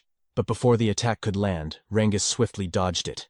Despite this, the giant opponent declared that Ranges wouldn't be able to escape him and followed up with the Twin Fang Branch technique, launching a barrage of attacks. However, Ranges skillfully dodged and parried every strike. Even so, Lika remained extremely worried, and Celine noticed that Rangis's opponent was gradually moving closer to cut off Rangis's preferred range. Reynold quickly asked Zeke if Ranges would be alright, but Zeke assured them there was no need to worry, pointing at Rangis's eyes and saying he was becoming more focused as the battle progressed. After once again dodging his opponent's sword swing, the giant used another triple-leaf sword-style technique called Leaf Storm Dance to attack Ranges. But before the attack could hit, Rangis's eyes suddenly flashed with clarity. He immediately used his Cloud Water Spear-style technique called Flowing Clouds and Water to parry the sword. The force from their clash caused the giant opponent to lose his balance, and Ranges wasted no time seizing the opportunity. Using another Cloud Water Spear-style technique called Raging Current Strike, Ranges thrust his spear into his opponent's chest, knocking him unconscious and sending him crashing to the ground. Mentrix immediately declared the match over and announced that East Hall had won the third match. Ranges sighed in relief, while Zeke smiled and stated that they should start turning the battle around. Beginning with Rangis's victory, East Hall steadily gained momentum as Celine won the fourth match, and Reynold claimed victory in the fifth match. Soon, the sixth match began between Lika and Sandy. Lika greeted Sandy, saying it had been a while since they last crossed swords like this, while both wielded lightning thunder techniques. Sandy admitted she never expected North Hall's elites to lose to younger students who hadn't even reached the 3-star level. Lika calmly replied that, as she had said before, her companions were strong. Sandy mockingly agreed, admitting she underestimated Lika's companions, but stated that they weren't the real issue between them. As Sandy released her golden aura, Lika was visibly startled and nervous. Sandy declared that Lika's companions were secondary, and that if Lika truly wanted to become the family head, she needed overwhelming power herself. Yet she was only second in East Hall. Sandy questioned whether Lika truly understood how dangerous her position was. Lika answered that she fully understood her standing, and while glancing at Zeke behind her, she said she had not given up on becoming the family head, nor on surpassing her sister Sandy, because she believed her current strength was enough to defeat her. Sandy responded by saying she wanted to see that confidence for herself. As soon as Sandy activated her ability, she vanished from Lika's sight, shocking the spectators. In an instant, Sandy reappeared behind Lika, saying she wanted to witness Lika's so-called strength. Lika quickly defended herself with her sword, but Sandy suddenly ducked in front of her and launched another attack. As they exchanged intense blows, Aegis observed that, as expected, Sandy held the advantage, though he wondered how well Lika could fight against someone who wielded lightning great sword arts even better than she did. When Sandy used the lightning great sword art called Judgment, Lika suffered a wound on her side, causing Celine and Marin to panic. After retreating, Lika reassured herself that she was fine, realizing the injury was only a scratch and that she simply needed to catch her breath. Ranges commented that Sandy was incredibly strong, amazed that Lady Lika had been pushed back so quickly, while Reynold mentioned hearing that Lady Lika had been trained by Lady Sandy when she was younger. Lika then launched another attack towards Sandy, but after easily dodging it, Sandy remarked that Lika still hadn't fixed her bad habit of wildly swinging her sword whenever she was cornered. Lika ignored the remark, and as their lightning auras clashed alongside their blades, a powerful explosion erupted in the center of the arena. Laika suffered multiple injuries during their fierce exchange. Sandy then stated that, just as she expected, Lika's bad habits hadn't improved at all, and that she couldn't even become #1 in East Hall. Sandy added that if Lika had simply joined North Hall, she would never have allowed Lika to end up like this. Despite her injuries, Lika slowly stood up and declared that the fight wasn't over. Sandy responded that it would be better for her to surrender, because she couldn't defeat her at her current level. Sandy even said that if this was how things would turn out, she should have petitioned their father from the start, and forcibly brought Lika to North Hall. Laika remained silent, and after raising her sword again, Sandy remarked that Laika was being stubborn, leaving her no choice but to teach her a lesson. In a flash, Sandy disappeared once more and reappeared behind Lika, surrounded by lightning, launching another attack. Just as Lika attempted to defend with her sword, Sandy kicked her in the side, throwing her off balance before following up with another strike. Sandy unleashed a relentless barrage of attacks, causing Lika to suffer injuries across multiple parts of her body. Celine and the others grew extremely worried, but Zeke calmly observed that Lika looked like she was about to break through another barrier. As Sandy prepared another attack, she told Lika that it would be better to surrender and use the first secret technique of the lightning great sword arts, engulfing Lika in a golden storm of lightning. The audience fell silent as they wondered if the battle had ended, but Sandy was shocked when Lika stood up again, saying that now she finally understood how powerful Sandy's lightning great sword arts truly were. Sandy couldn't hide her disbelief, questioning how Lika was still standing, because her last attack should have been the finishing blow. Lika admitted Sandy was right, saying that the old version of herself would have been defeated by that attack. But over the past 5 years, she had been training relentlessly as well, and their match was far from over. It was only just beginning. Before Sandy and Lika's match began, Zeke asked if something was bothering Lika, because she wasn't acting like her usual self. Zeke also asked if she was nervous, and Lika admitted that she was, since her opponent would be none other than her sister, Sandy. "Is that so?" Zeke asked, and Lika explained that her sister Sandy was the one who first taught her the basics of the lightning great sword arts. She learned the fundamentals from her uncle, the current head of the Typhona family, but whenever she didn't understand something, she would go to Sister Sandy for guidance, making Sandy something like a mentor to her. "I see," Zeke replied. Lika then confessed that she had never managed to defeat Sandy even once. She said that although she had grown stronger over the past 5 years, Sandy had been training just as hard as she had. Lika also admitted that, despite everything she said earlier, she couldn't honestly say she was certain she would win against Sandy.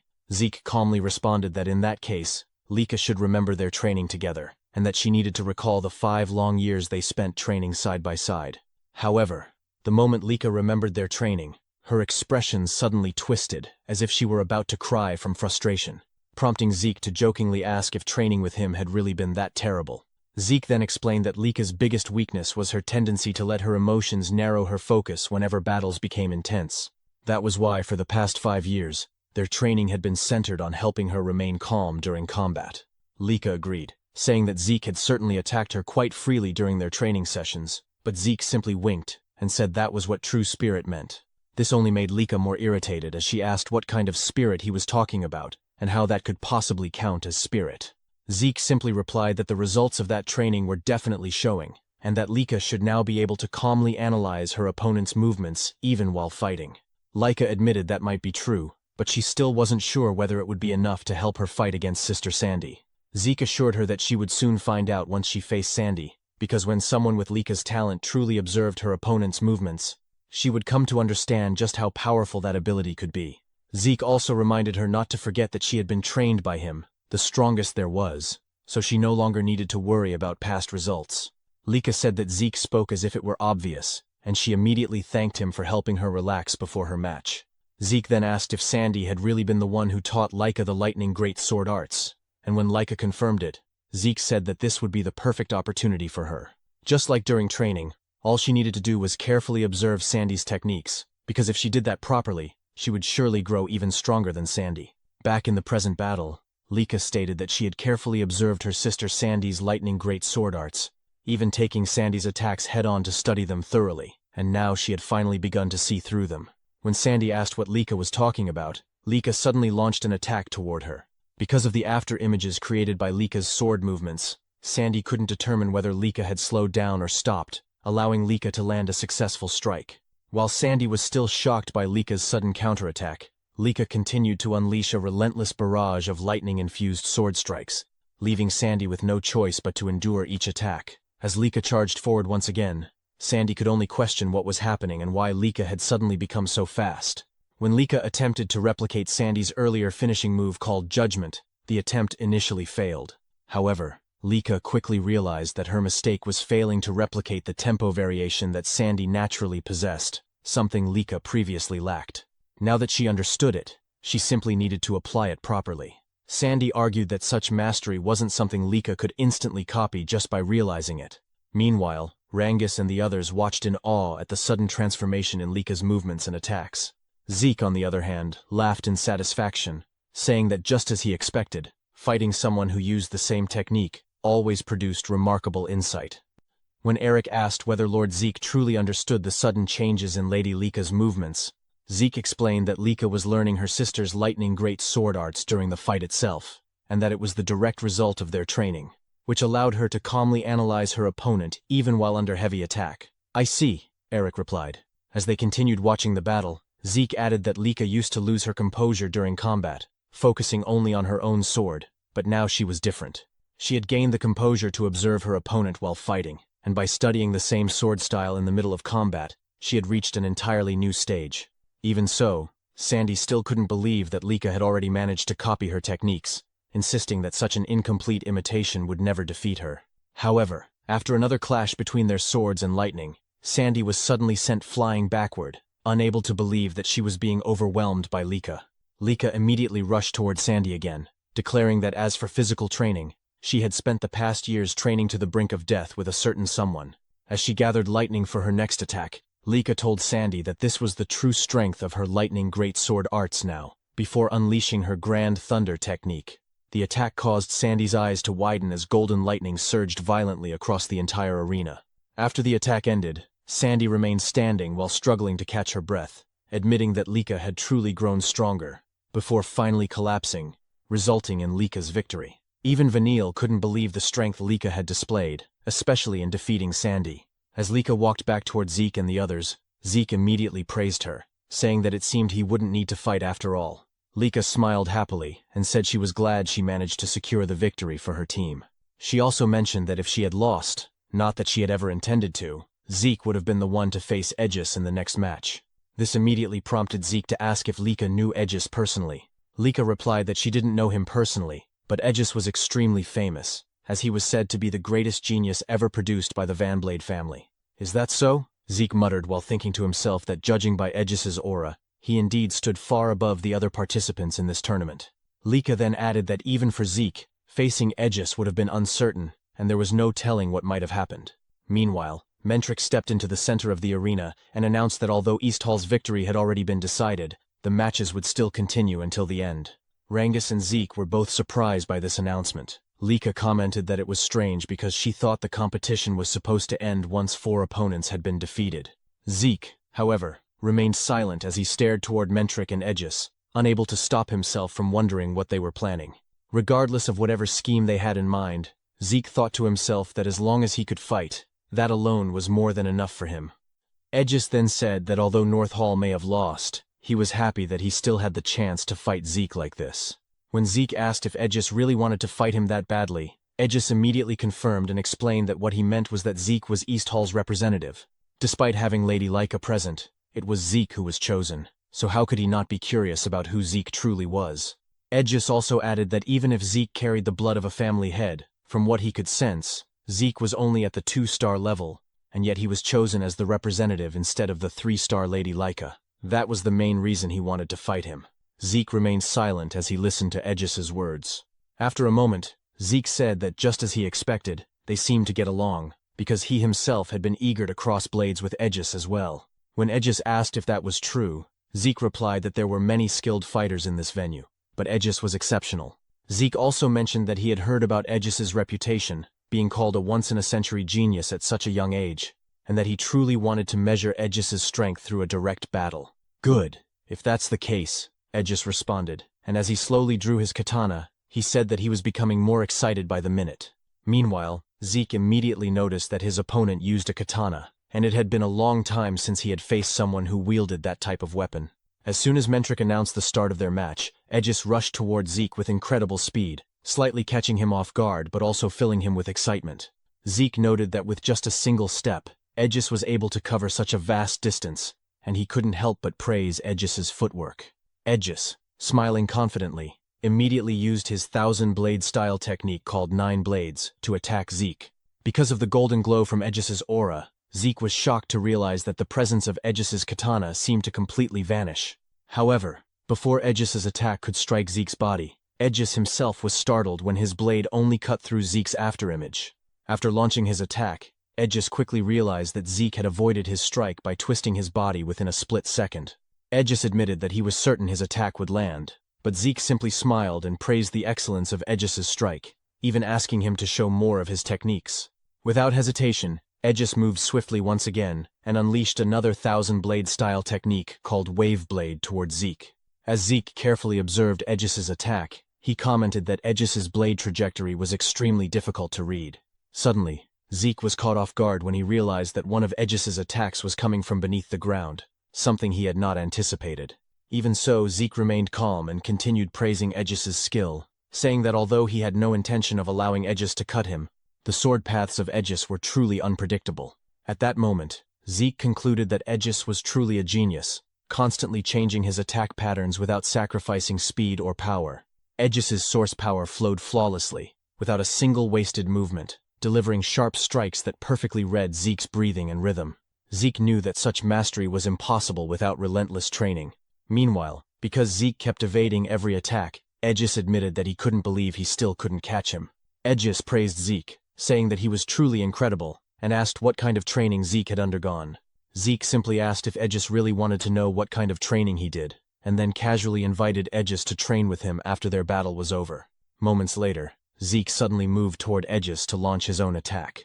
As Zeke's eyes flashed with determination, he struck forward with his fist toward Aegis. Aegis immediately raised his katana to block the attack, but the sheer force behind Zeke's punch caused Aegis's entire body to tremble, leaving him in disbelief that Zeke was supposedly only at the 2-star level. After delivering the punch, Zeke noticed the damage inflicted on his own fist, and he realized that although he had tried altering his breathing pattern, Aegis had already adapted to that as well. Because of this, Zeke couldn't help but admit that Aegis was an even more exceptional warrior than he had initially expected. Aegis then remarked that Zeke had finally launched an attack against him, and asked if that meant Zeke was already finished observing his techniques. Zeke replied that, to some extent, he was. Hearing this, Aegis wondered if Zeke had already figured out his abilities. Aegis then launched another swift attack towards Zeke. As Zeke watched the incoming strike, he initially thought it was identical to the previous attacks, but he was suddenly shocked when, just before the blade could reach him, Aegis abruptly changed the direction of his sword using his lingering shadow technique. The unexpected shift prevented Zeke from reacting in time, resulting in Aegis successfully striking Zeke across the chest. After landing his attack, Aegis asked whether he still needed to reveal more of his techniques in order to meet Zeke's expectations. Meanwhile, as Zeke held his chest, he couldn't believe that Aegis had managed to wound him during their fight. Even so, Zeke continued smiling, admitting that their battle was becoming more and more enjoyable. Meanwhile, as the intense battle between Zeke and Aegis continued, Sandy slowly regained consciousness. Their teammates immediately ran toward her, anxiously asking if she was all right. Sandy quickly responded that she was fine. Soon after, she realized that she had lost her match against Lika. Even so, as she recalled how Lika had defeated her, Sandy could not help but smile and let out a soft sigh. Although she had lost, she was genuinely pleased with the outcome of their fight and with Lika's current strength. After that, Sandy apologized to her teammates, saying that if she had won, they might still have had a chance to secure the special mission. However, her teammates immediately protested, insisting that they were the ones who should apologize for being a burden to her and Aegis. They all bowed their heads in front of Sandy, but she firmly told them that what they were thinking was not true. According to Sandy, their opponents were simply that strong. She added that they just needed to train harder so they would not lose again next time. Hearing this, her teammates felt encouraged and regained their spirits. Sandy then asked whether the match between West Hall and South Hall had already begun, but one of them pointed toward the ongoing battle, saying that for some reason, the current match was still going on. She also told Sandy that the fight happening right now was truly incredible. When Sandy looked toward the arena and saw the two fighters clashing, she could not help but feel shocked and wonder what was happening. She immediately realized that Aegis was using the 5 aura blades, which meant he was fighting seriously with his full strength. As Sandy continued watching the battle between Zeke and Aegis, she remembered what Lika had told her, that among their group, Zeke was the strongest. That memory made her fall silent, as she had not fully believed Lika's words before, but now she understood that they were true. Meanwhile, Aegis used his 1000 battle style technique called 5 Shadow to attack the protagonist, but Zeke easily evaded it. Sweat immediately ran down Aegis's cheeks as he could not believe that even that technique had failed to work against Zeke. On top of that, Aegis said that after fighting this much, Zeke was not even out of breath, and he immediately asked what kind of body Zeke possessed. Zeke simply replied that it was nothing special, that he had just put a lot of effort into training his basic stamina. He added that techniques are good, but fundamentals are just as important. I see. Aegis responded, saying that if that was the case, he would focus more on training his body from now on. He then used his ability once again to attack the protagonist, but with only his arms, Zeke shattered every single strike directed at him. At that moment, Zeke assessed that the blade's hardness, sharpness, generation speed and range were around the lower upper tier overall, but considering Aegis's age, he could become very interesting in the future. Zeke smiled as he realized that through this battle with Aegis, he had finally confirmed something: the difference between 1,000 years ago and the present era. According to Zeke, in the martial arts of 1,000 years ago, the motion of the attack itself was paramount. The essence of martial arts was to express all creation through one's techniques, and source power was merely supplementary. But in the modern era, by manifesting source power, practitioners express all of creation through it. In other words, handling source power itself has become the essence of modern martial arts. As he continued evading the attacks, Zeke thought to himself that he had been foolish. He had focused so much on the techniques themselves that he had failed to notice this shift for so long. Even so, he found the changes of the past 1,000 years fascinating beyond measure. Meanwhile, as Aegis continued attacking, he realized that all his strikes were being perfectly countered by Zeke. He could only conclude to himself that Zeke was truly a superhuman. Rangus and the others remained deeply worried, and Rangus mentioned that the fight had already lasted for over an hour, with no sign of ending. Lika, however, calmly said that neither of them was normal, but their battle would probably be over soon. Aegis then told Zeke that it looked like he had already finished observing all of his movements this time. Zeke did not deny it, and said that their fight had been a truly wonderful experience. I think so too, Aegis replied. Suddenly, the protagonist declared that he would pay his respect to Aegis. Therefore, what he had learned from their battle, he would now present to Aegis as a new technique. As Zeke clenched his fist, Aegis suddenly felt an overwhelming pressure. Aegis laughed, saying that now he understood why he could not defeat Zeke. Even so, he gathered his full power and activated the 1000-blade style's secret technique called 5-blade ultimate strike, declaring that he would continue struggling until the end. However, before Aegis could launch his attack, Zeke suddenly leaped high into the air. While suspended above the arena, he gathered his source power into his fist and unleashed a rain of massive golden fists across the entire arena. This technique was Zeke's new move, the modified second form of his Dragon Destruction combat arts, which he called Fist Star. As a result, consecutive explosions erupted throughout different parts of the arena, causing the students watching to panic. When the attack finally struck Aegis, a tremendous explosion shook the entire arena.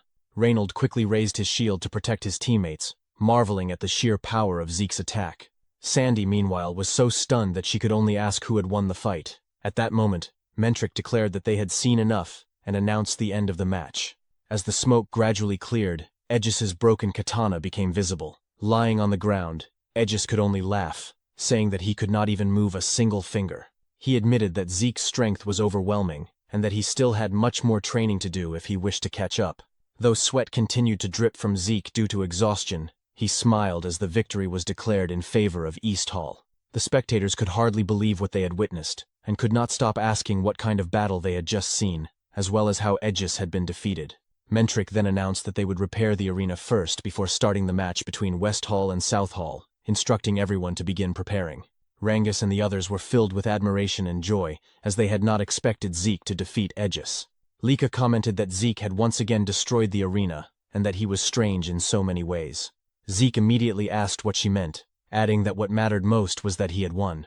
He then said that whatever Lika meant was not important right now, because what they needed to focus on was watching the upcoming match between West Hall and South Hall. That's right, Lika agreed, adding that another candidate for the position of family head would be participating in the next match, none other than Vanille Fafnir Eldragon. After the battle between Aegis and Zeke, Zeke asked Rangus if he had gone a bit overboard, because with that level of destruction in the arena, he thought it would not be repaired anytime soon. However, Ranges told him it was fine, and asked Zeke to look toward the side of the arena. Zeke was completely stunned and immediately asked how it was possible, and how they had managed to restore the arena so quickly. Ranges then explained that the entire arena had been built using a rare stone called etherite, and when someone infused it with source power, it could restore itself to its original form. Upon hearing this, the protagonist immediately realized that this was yet another incredible material that had appeared during the 1,000 years he had been gone. As Zeke continued to marvel at the sight, Ranges added that using such an expensive material to construct an arena of this size was truly astonishing. While smiling, Zeke said that West Hall seemed to have the best overall quality, but South Hall also had some strong-looking fighters, so he wondered how their battle would turn out. However, contrary to Zeke's expectations, the match between West Hall and South Hall became utterly one-sided. At the conclusion of the battle between West Hall and South Hall, Mentric couldn't shake off a growing sense of doubt. He felt that something about Vanille's match was off. More than that, he found it hard to believe how overwhelmingly one-sided the fight had been. He couldn't help but question whether Vanille truly possessed enough strength to defeat Lila Sonar that easily. Meanwhile, Vanille calmly asked Mentric if he was going to announce the winner. Snapping out of his thoughts, Mentric looked away briefly before declaring that the victor of the match was West Hall, led by Vanille. He then added that the final battle between East Hall and West Hall would begin in 1 hour. As the announcement settled over the arena, the spectators remained unusually quiet, still unable to process what they had just witnessed. In contrast, Lila's teammates were deeply worried about her condition. One of them carried her away carefully, while Lika stared in disbelief, unable to accept that Lila had been defeated so effortlessly. Zeke, on the other hand, remained silent, observing everything. In Zeke's mind, he was certain something was wrong. The gap in strength and abilities between Lila and Vanille should not have been that wide. Yet for some unknown reason, Lila's source power flow had been completely unstable. In that state, there was little doubt that something had gone wrong with her compared to her normal condition, which explained why the fight had ended so one-sidedly. Zeke also suspected that Mentric, acting as referee, had noticed something unusual. This left him quietly wondering what had truly happened during Vanille and Lila's battle. Even Reynold couldn't believe that Lady Lila from the Sonar family would appear so helpless as they had just seen. He remarked that, as expected, a next head candidate was on a completely different level from them. However, Celine pointed out that the fight had felt too one-sided. Lika agreed, but said that perhaps that was simply the reality. It was their first time witnessing the true strength of the prominent figures from other halls, so it was difficult to determine whether something was actually wrong. Eric then mentioned that speaking of next head candidates, that included Lord Zeke and Lady Lika as well, meaning Lord Vanille must also possess incredible power like them. Though hesitant, Celine and Lika eventually nodded in agreement. Ranges, however, remained silent and absent-minded. When Eric asked what was troubling him, Ranges said it was nothing, just that Lord Vanille was astonishingly strong, and in fact, everyone from West Hall seemed powerful. His words unintentionally dampened Reynold's spirit, prompting Ranges to quickly apologize for sounding so weak-hearted right before their upcoming match. Lika then said that Ranges wasn't wrong. She admitted that she had lost her last match too, and as frustrating as it was, she was still nowhere near West Hall's level. Eric responded that if Lika was saying that, then he felt the same. He couldn't even defeat any of them, despite having more stars. Even so, he had no intention of losing. Just like Ranges and the others who managed to overcome stronger opponents, he wanted to do the same. They could still defeat West Hall. His determination reignited Celine's spirit. As Zeke watched them, he thought that their fighting spirit was finally in the right place. It seemed that Marin and Eric might truly grow from this battle. However, the bigger concern right now was Lika. To Zeke, it didn't seem like Lika had noticed Lila's abnormal source power at all. If she believed everything that happened was purely Vanille's strength, then her shaken reaction made sense. But since Zeke himself didn't know the full details, he couldn't offer careless advice. He quietly wondered what he should do.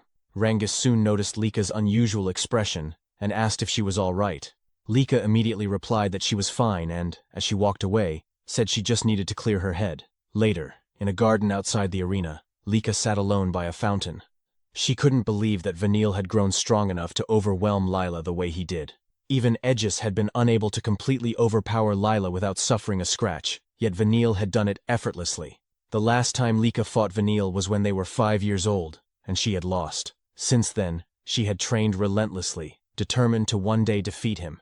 She had believed she had finally caught up, yet what she witnessed today shattered that confidence. If the match order remained unchanged, Vanille's opponent would likely be Zeke. Strangely, she felt relieved at that thought, since it meant she wouldn't have to face Vanille herself, but she hated herself for feeling that relief. It was as if she had already admitted defeat, despite her long-standing desire to overcome him. Suddenly, Vanille appeared and asked what she was doing there. With a mocking tone, he commented that she looked awfully serious while sitting alone. Lika's eyes narrowed as she demanded to know what he wanted, stating that they had nothing to discuss, and that she had no intention of talking to him. Vanille smirked and told her not to be so prickly. If he became the head of the Eldragon family, she might end up as his wife. At those words, Lika stood abruptly and told him to be silent, declaring that she would be the one to become family head. She began walking away, but Vanille stopped her with his words. He said he knew she was thinking that she couldn't defeat him. He couldn't blame her, since she had failed to beat him back then either. Surely she had seen what he did to Lila. As he casually draped an arm over her shoulder, he said he was certain she was thinking she couldn't defeat him after witnessing that fight, asking if he was wrong. Lika only told him once more to be quiet. Vanille then bluntly stated that she should just admit it back then, now, and forever. She would never surpass him. He told her to give up and submit to him, promising that if she did, he would treat her well, tightening his grip on her shoulder as he spoke. Lika immediately shoved his hand away and shouted at him to stop talking. Vanille merely remarked that her reaction wasn't cute at all. Without another word, Lika walked away. As she left, Vanille coldly muttered that after placing his arm around her and gripping her shoulder like that, it was already the end for her. He then turned to his subordinate and said they both knew what needed to be done next. The subordinate replied that Vanille could leave everything to them. He then asked whether they shouldn't prepare for the illegitimate brat, Zeke, the same way they had prepared for Lika. Vanille responded that they could handle Zeke during the match, or even set things up while fighting him. Although he admitted it would be best to prepare beforehand, Zeke seemed unusually sharp. If Zeke noticed their preparations, it would only complicate things. Besides, from what he observed, Zeke had deliberately allowed himself to be hit at times, so arranging things mid-battle would suffice. His subordinate agreed. As Vanille bumped fists with him, he scoffed, saying that even if Zeke had defeated Aegis, he wasn't about to lose to some bastard child even without relying on tricks.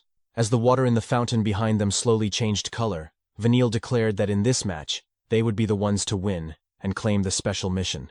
An hour after the scheduled time for the battle between East Hall and West Hall, Eric nervously said that the moment everyone had been waiting for had finally arrived.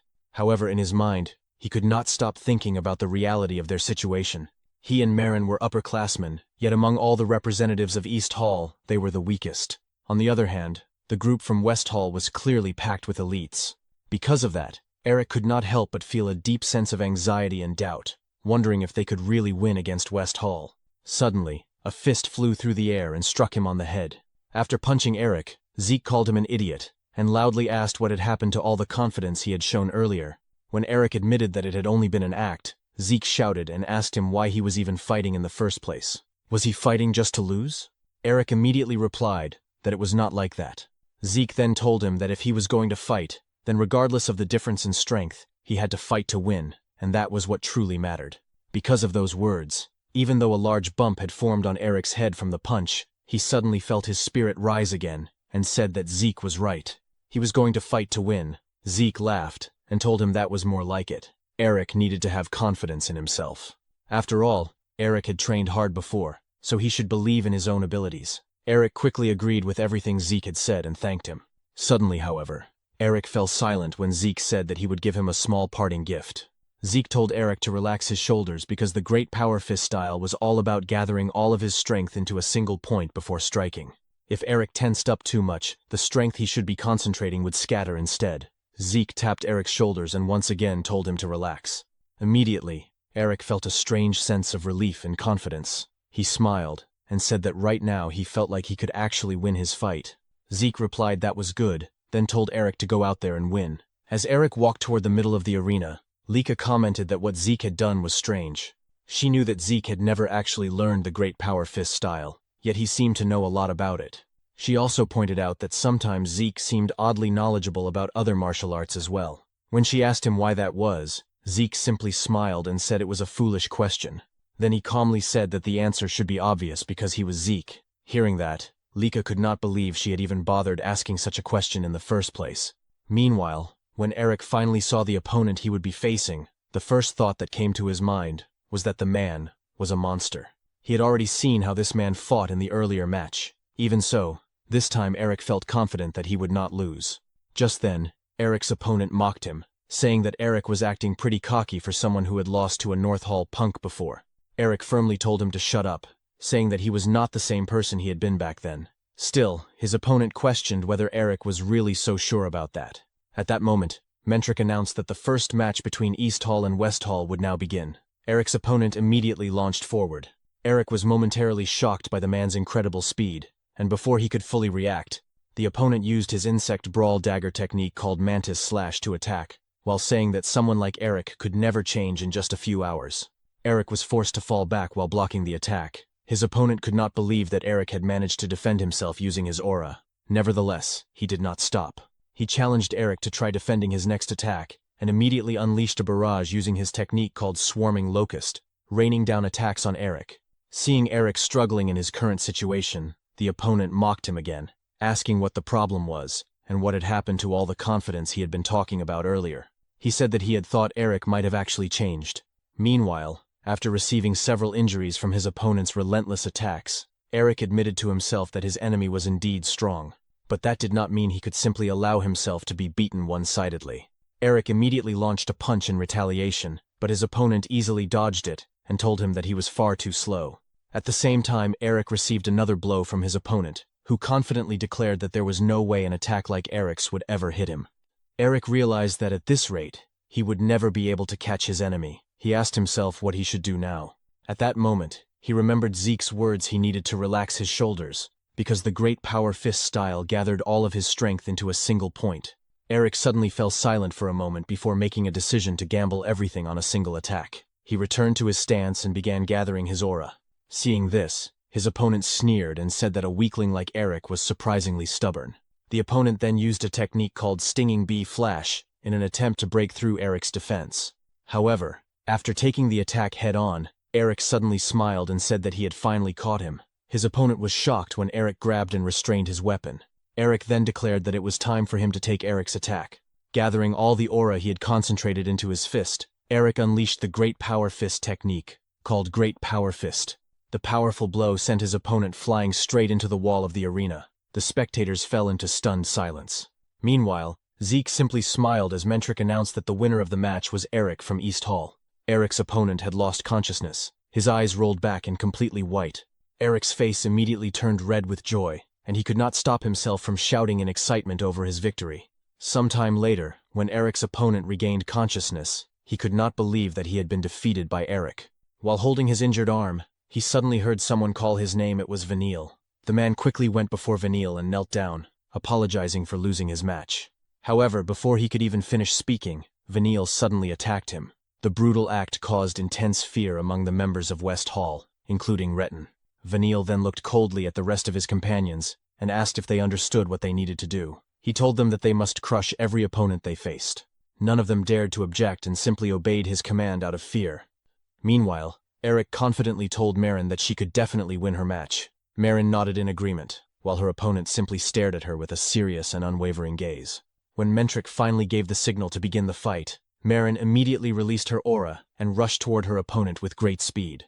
As she charged forward, she used her red flame sword style technique called Spark/Times to launch her attack. However, her opponent easily defended against the strike using his spear. With precise timing, he deflected Marin's sword, causing her to lose her balance for a brief moment. Seeing the opening, her opponent quickly took advantage of it. After moving swiftly to Marin's side, he immediately unleashed the Great Wild Spear style technique, known as Rampaging Pierce, striking Marin hard in the side. Because of the heavy damage Marin received from the attack, she couldn't help but drop to one knee and cough violently. Before she could even recover, her opponent launched another attack without hesitation. As the assault continued, Rangus could hardly believe what he was witnessing and could only mutter that the situation for Marin was looking bad.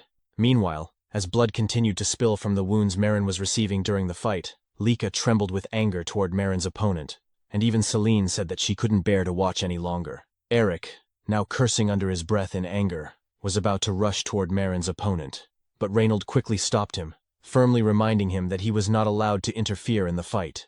Reynold added that the match hadn't been officially called yet, and if Eric jumped in now, the East Hall would lose by disqualification. After some time passed, Mentric finally declared that the winner of the match between Marin and her opponent was the West Hall. While Marin lay there unconscious, her opponent arrogantly stepped on Marin's face. As Mentric's declaration of victory echoed through the arena, Eric and the others immediately ran toward Marin. While Eric and Lika were filled with deep worry as they saw Marin lying there, covered in blood, Zeke remained silent as he watched everything that had happened. However, the intense anger on his face revealed just how furious he was at the severe injuries Marin had suffered. As Rangus and Celine continued to worry about Marin, Eric shouted Marin's name in desperation. Rangus couldn't help but wonder if Marin would be all right, while Celine said that the injuries Marin had received from her opponent were far too excessive. Zeke, on the other hand, had a look of intense anger on his face, yet he remained silent as he calmly watched their enemies. As Marin's opponent began walking away from the scene, Eric suddenly shouted at him. Raising his voice, Eric demanded to know if there had been any need for him to go that far. The opponent's expression darkened slightly, and when he turned back, he asked if they had a problem.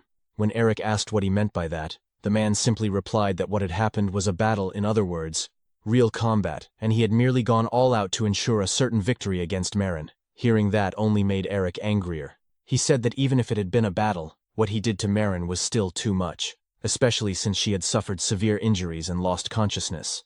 Celine also shouted in agreement, saying Eric was right, and that Marin's opponent didn't need to go that far. The man merely smiled mockingly and said they were too soft. According to him, those from West Hall never showed mercy to their enemies in real combat. As he pointed at Eric and the others, he said that in West Hall they simply crushed their enemies, and that was all there was to it. Lika immediately stepped forward and walked toward Marin's opponent. With a dark expression, she asked if what he had done was an order from Vanille. However, the man answered arrogantly, saying, "So what?" He added that if they didn't like it, they could just forfeit. Then he asked Lika if she didn't understand what it meant that the referee hadn't stopped the match. He continued by saying that Marin had still shown the will to fight, and that he had only needed to break that will. After that, he asked them if what he had done wasn't simply natural. Lika shouted again in anger, but Marin's opponent only complained that they were being too noisy before turning his back on them. As he walked away, he mockingly told them they should worry about themselves first before worrying about their friend, because all of them would end up the same way Marin did.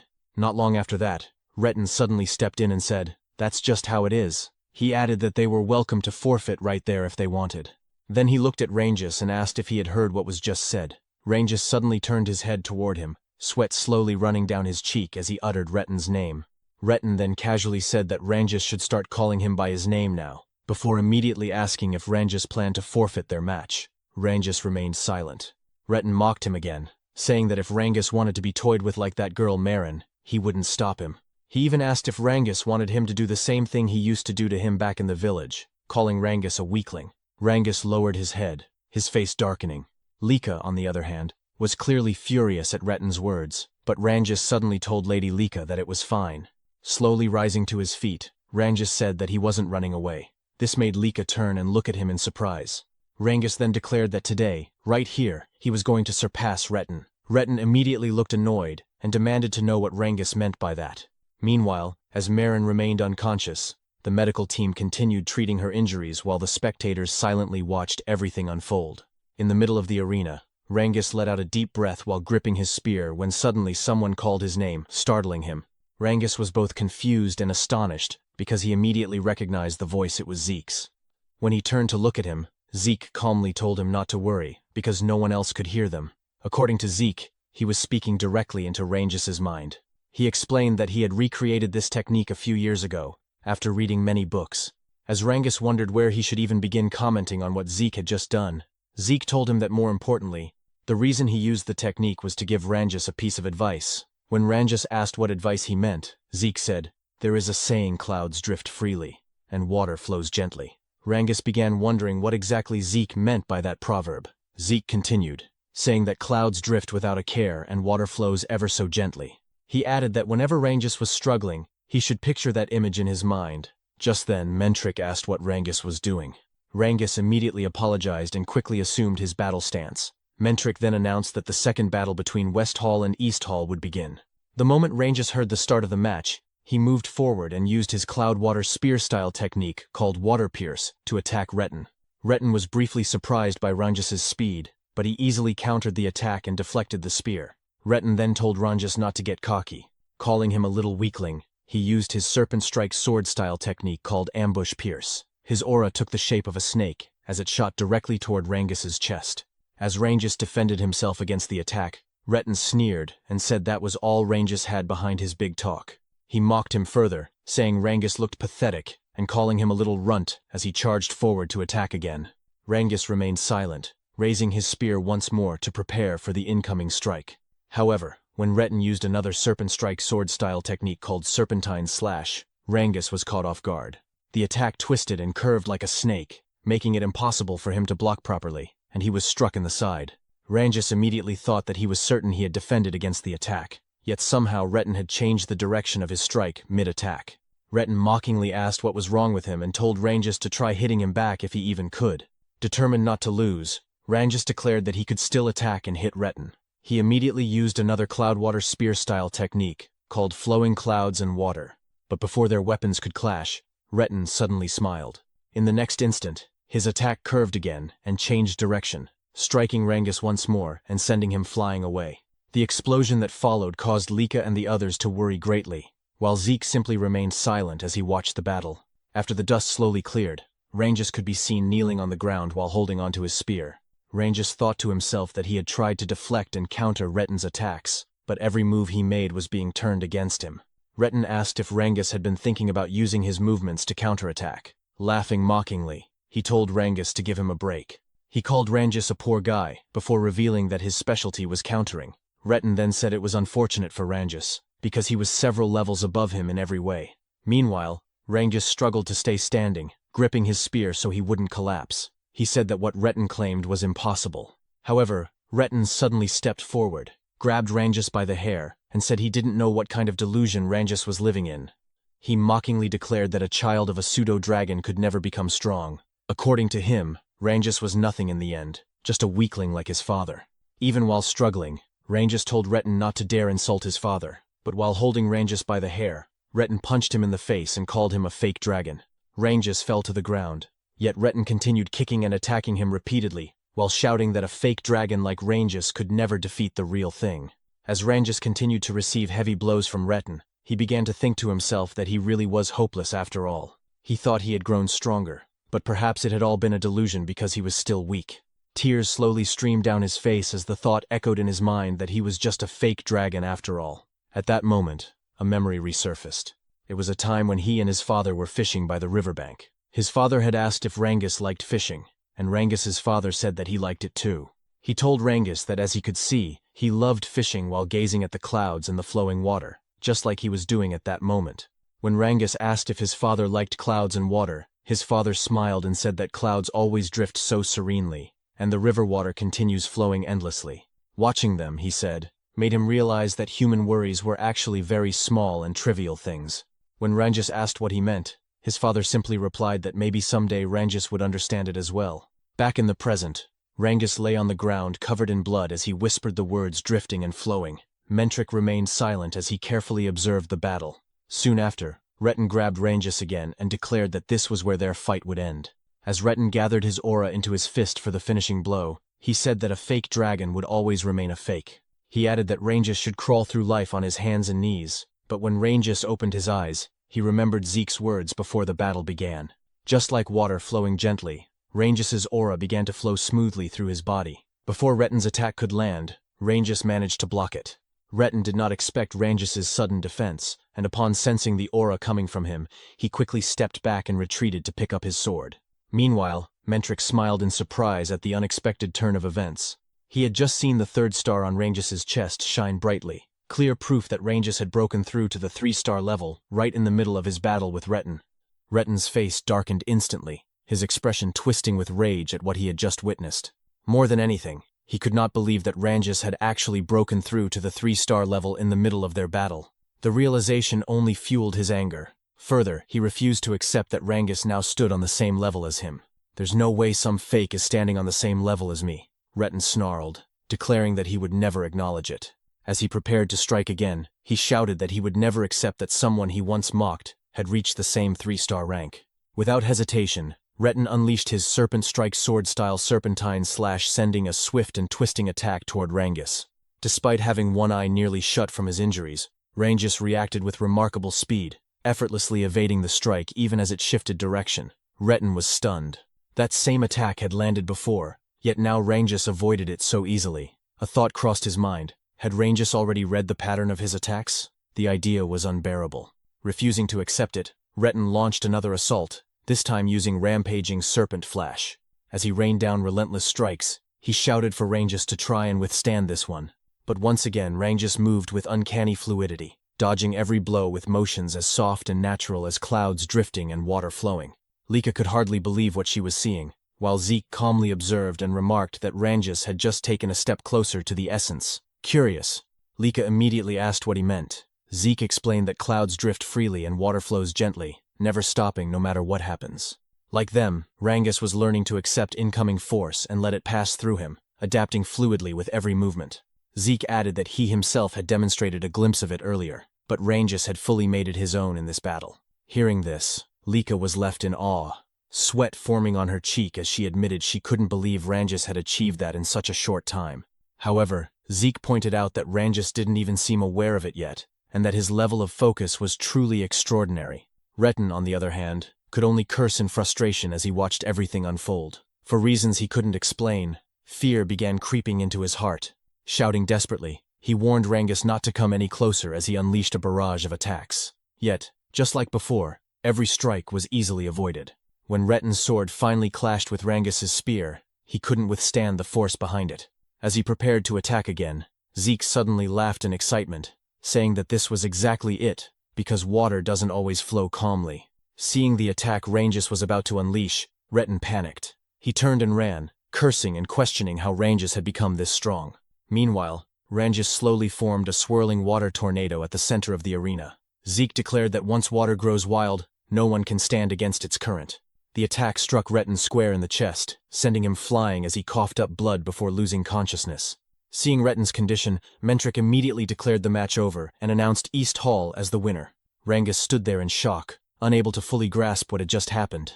As he questioned everything, Lika and the others ran toward him, calling his name. Lika excitedly praised him, saying he was amazing and congratulating him on reaching the 3-star level and winning right after. She called it the best outcome possible. But Rangus, still confused, asked if she was really talking about him if he had truly broken through and won. When he looked over at Retin lying unconscious, disbelief filled his eyes. He couldn't believe he had defeated someone who had mocked and hurt him since childhood back in their village. Even so, he kept asking if he had really won. Celine happily confirmed it, saying his match was incredible. Stuttering, Rangus finally admitted that he had truly defeated Retin. As he stared at him, memories flooded back, and before he knew it, tears began to fall. Eric immediately put an arm around him and asked why he was crying, then curiously questioned what that crazy move earlier had been. Still unaware, Rangus asked what he meant. Lika added that she also wanted to know what that attack was. Reynold described it as a massive water dragon surging upward like a waterfall, saying it looked insane and incredibly cool. Rangus could only shake his head, insisting he didn't know any move like that, but Reynold was certain that was exactly what it looked like. Then Zeke finally spoke, revealing that the technique Rangus used was called Rising Dragon Pierce. Smiling, he explained that it originally came from the second volume of the Cloudwater Spear style, even though Rangus had only studied the first volume. Rangus was surprised, while Lika immediately questioned how Zeke knew about the second volume. Zeke, however, couldn't tell them that he was the one who had created the technique. Lika then realized just how incredible Rangus was. He had reached the second volume purely through self-study. Zeke went on to explain inwardly that the Cloudwater Spear style was a martial art he had created in his previous life, though he didn't remember ever writing it into a book. Most likely, later generations had documented and divided it into multiple volumes, hiding its true essence in the upper levels so immature fighters wouldn't access it. Yet despite that, Rangus had carved a path to that hidden essence through his own strength alone. To Zeke, it was a wonderful sight, such young talent blooming before his eyes. Just then, Mentric called out to East Hall, asking how long they planned to stand around chatting. Celine quickly apologized, while Eric suddenly suggested they ride this momentum and finish off their opponents. Celine nodded, agreeing to do her best. Starting from Rangus's match, East Hall's morale soared to its peak. However, West Hall also rallied after their loss, and the battles grew even fiercer. In the fourth match, Celine fought well but narrowly lost, leaving Vanille sighing in disappointment. But in the fifth match, Reynold pushed himself to the limit and managed to secure a hard-fought victory, bringing the outcome to the final rounds. As Rangus supported him, Reynold admitted he barely pulled it off, earning praise from Rangus, while Eric lifted his shield and sword with renewed determination. Celine apologized to everyone, saying that if she had won, the match would already be over. Lika reassured her, saying she had fought well and reminding her that the rule was to reach 4 wins. They were now at 3 wins and 2 losses. Victory was right in front of them. Lika confidently declared that all that remained was for her to win and end everything, telling them to leave it to her. At that moment, Zeke called out to her. When Lika asked what he wanted, she suddenly blushed as he stepped close to her, asking if she felt all right or if anything seemed off. Letting out a small sigh, Lika said she was fine and fully prepared as always, gently pushing him away and pointing out that he was standing too close. She assured him not to worry, promising she wouldn't lose. Rangus then cheered her on, asking her to do her best. Zeke, however, remained silent. As Lika walked toward the center of the arena, he couldn't help but wonder to himself what this strange feeling was, something unfamiliar stirring within him.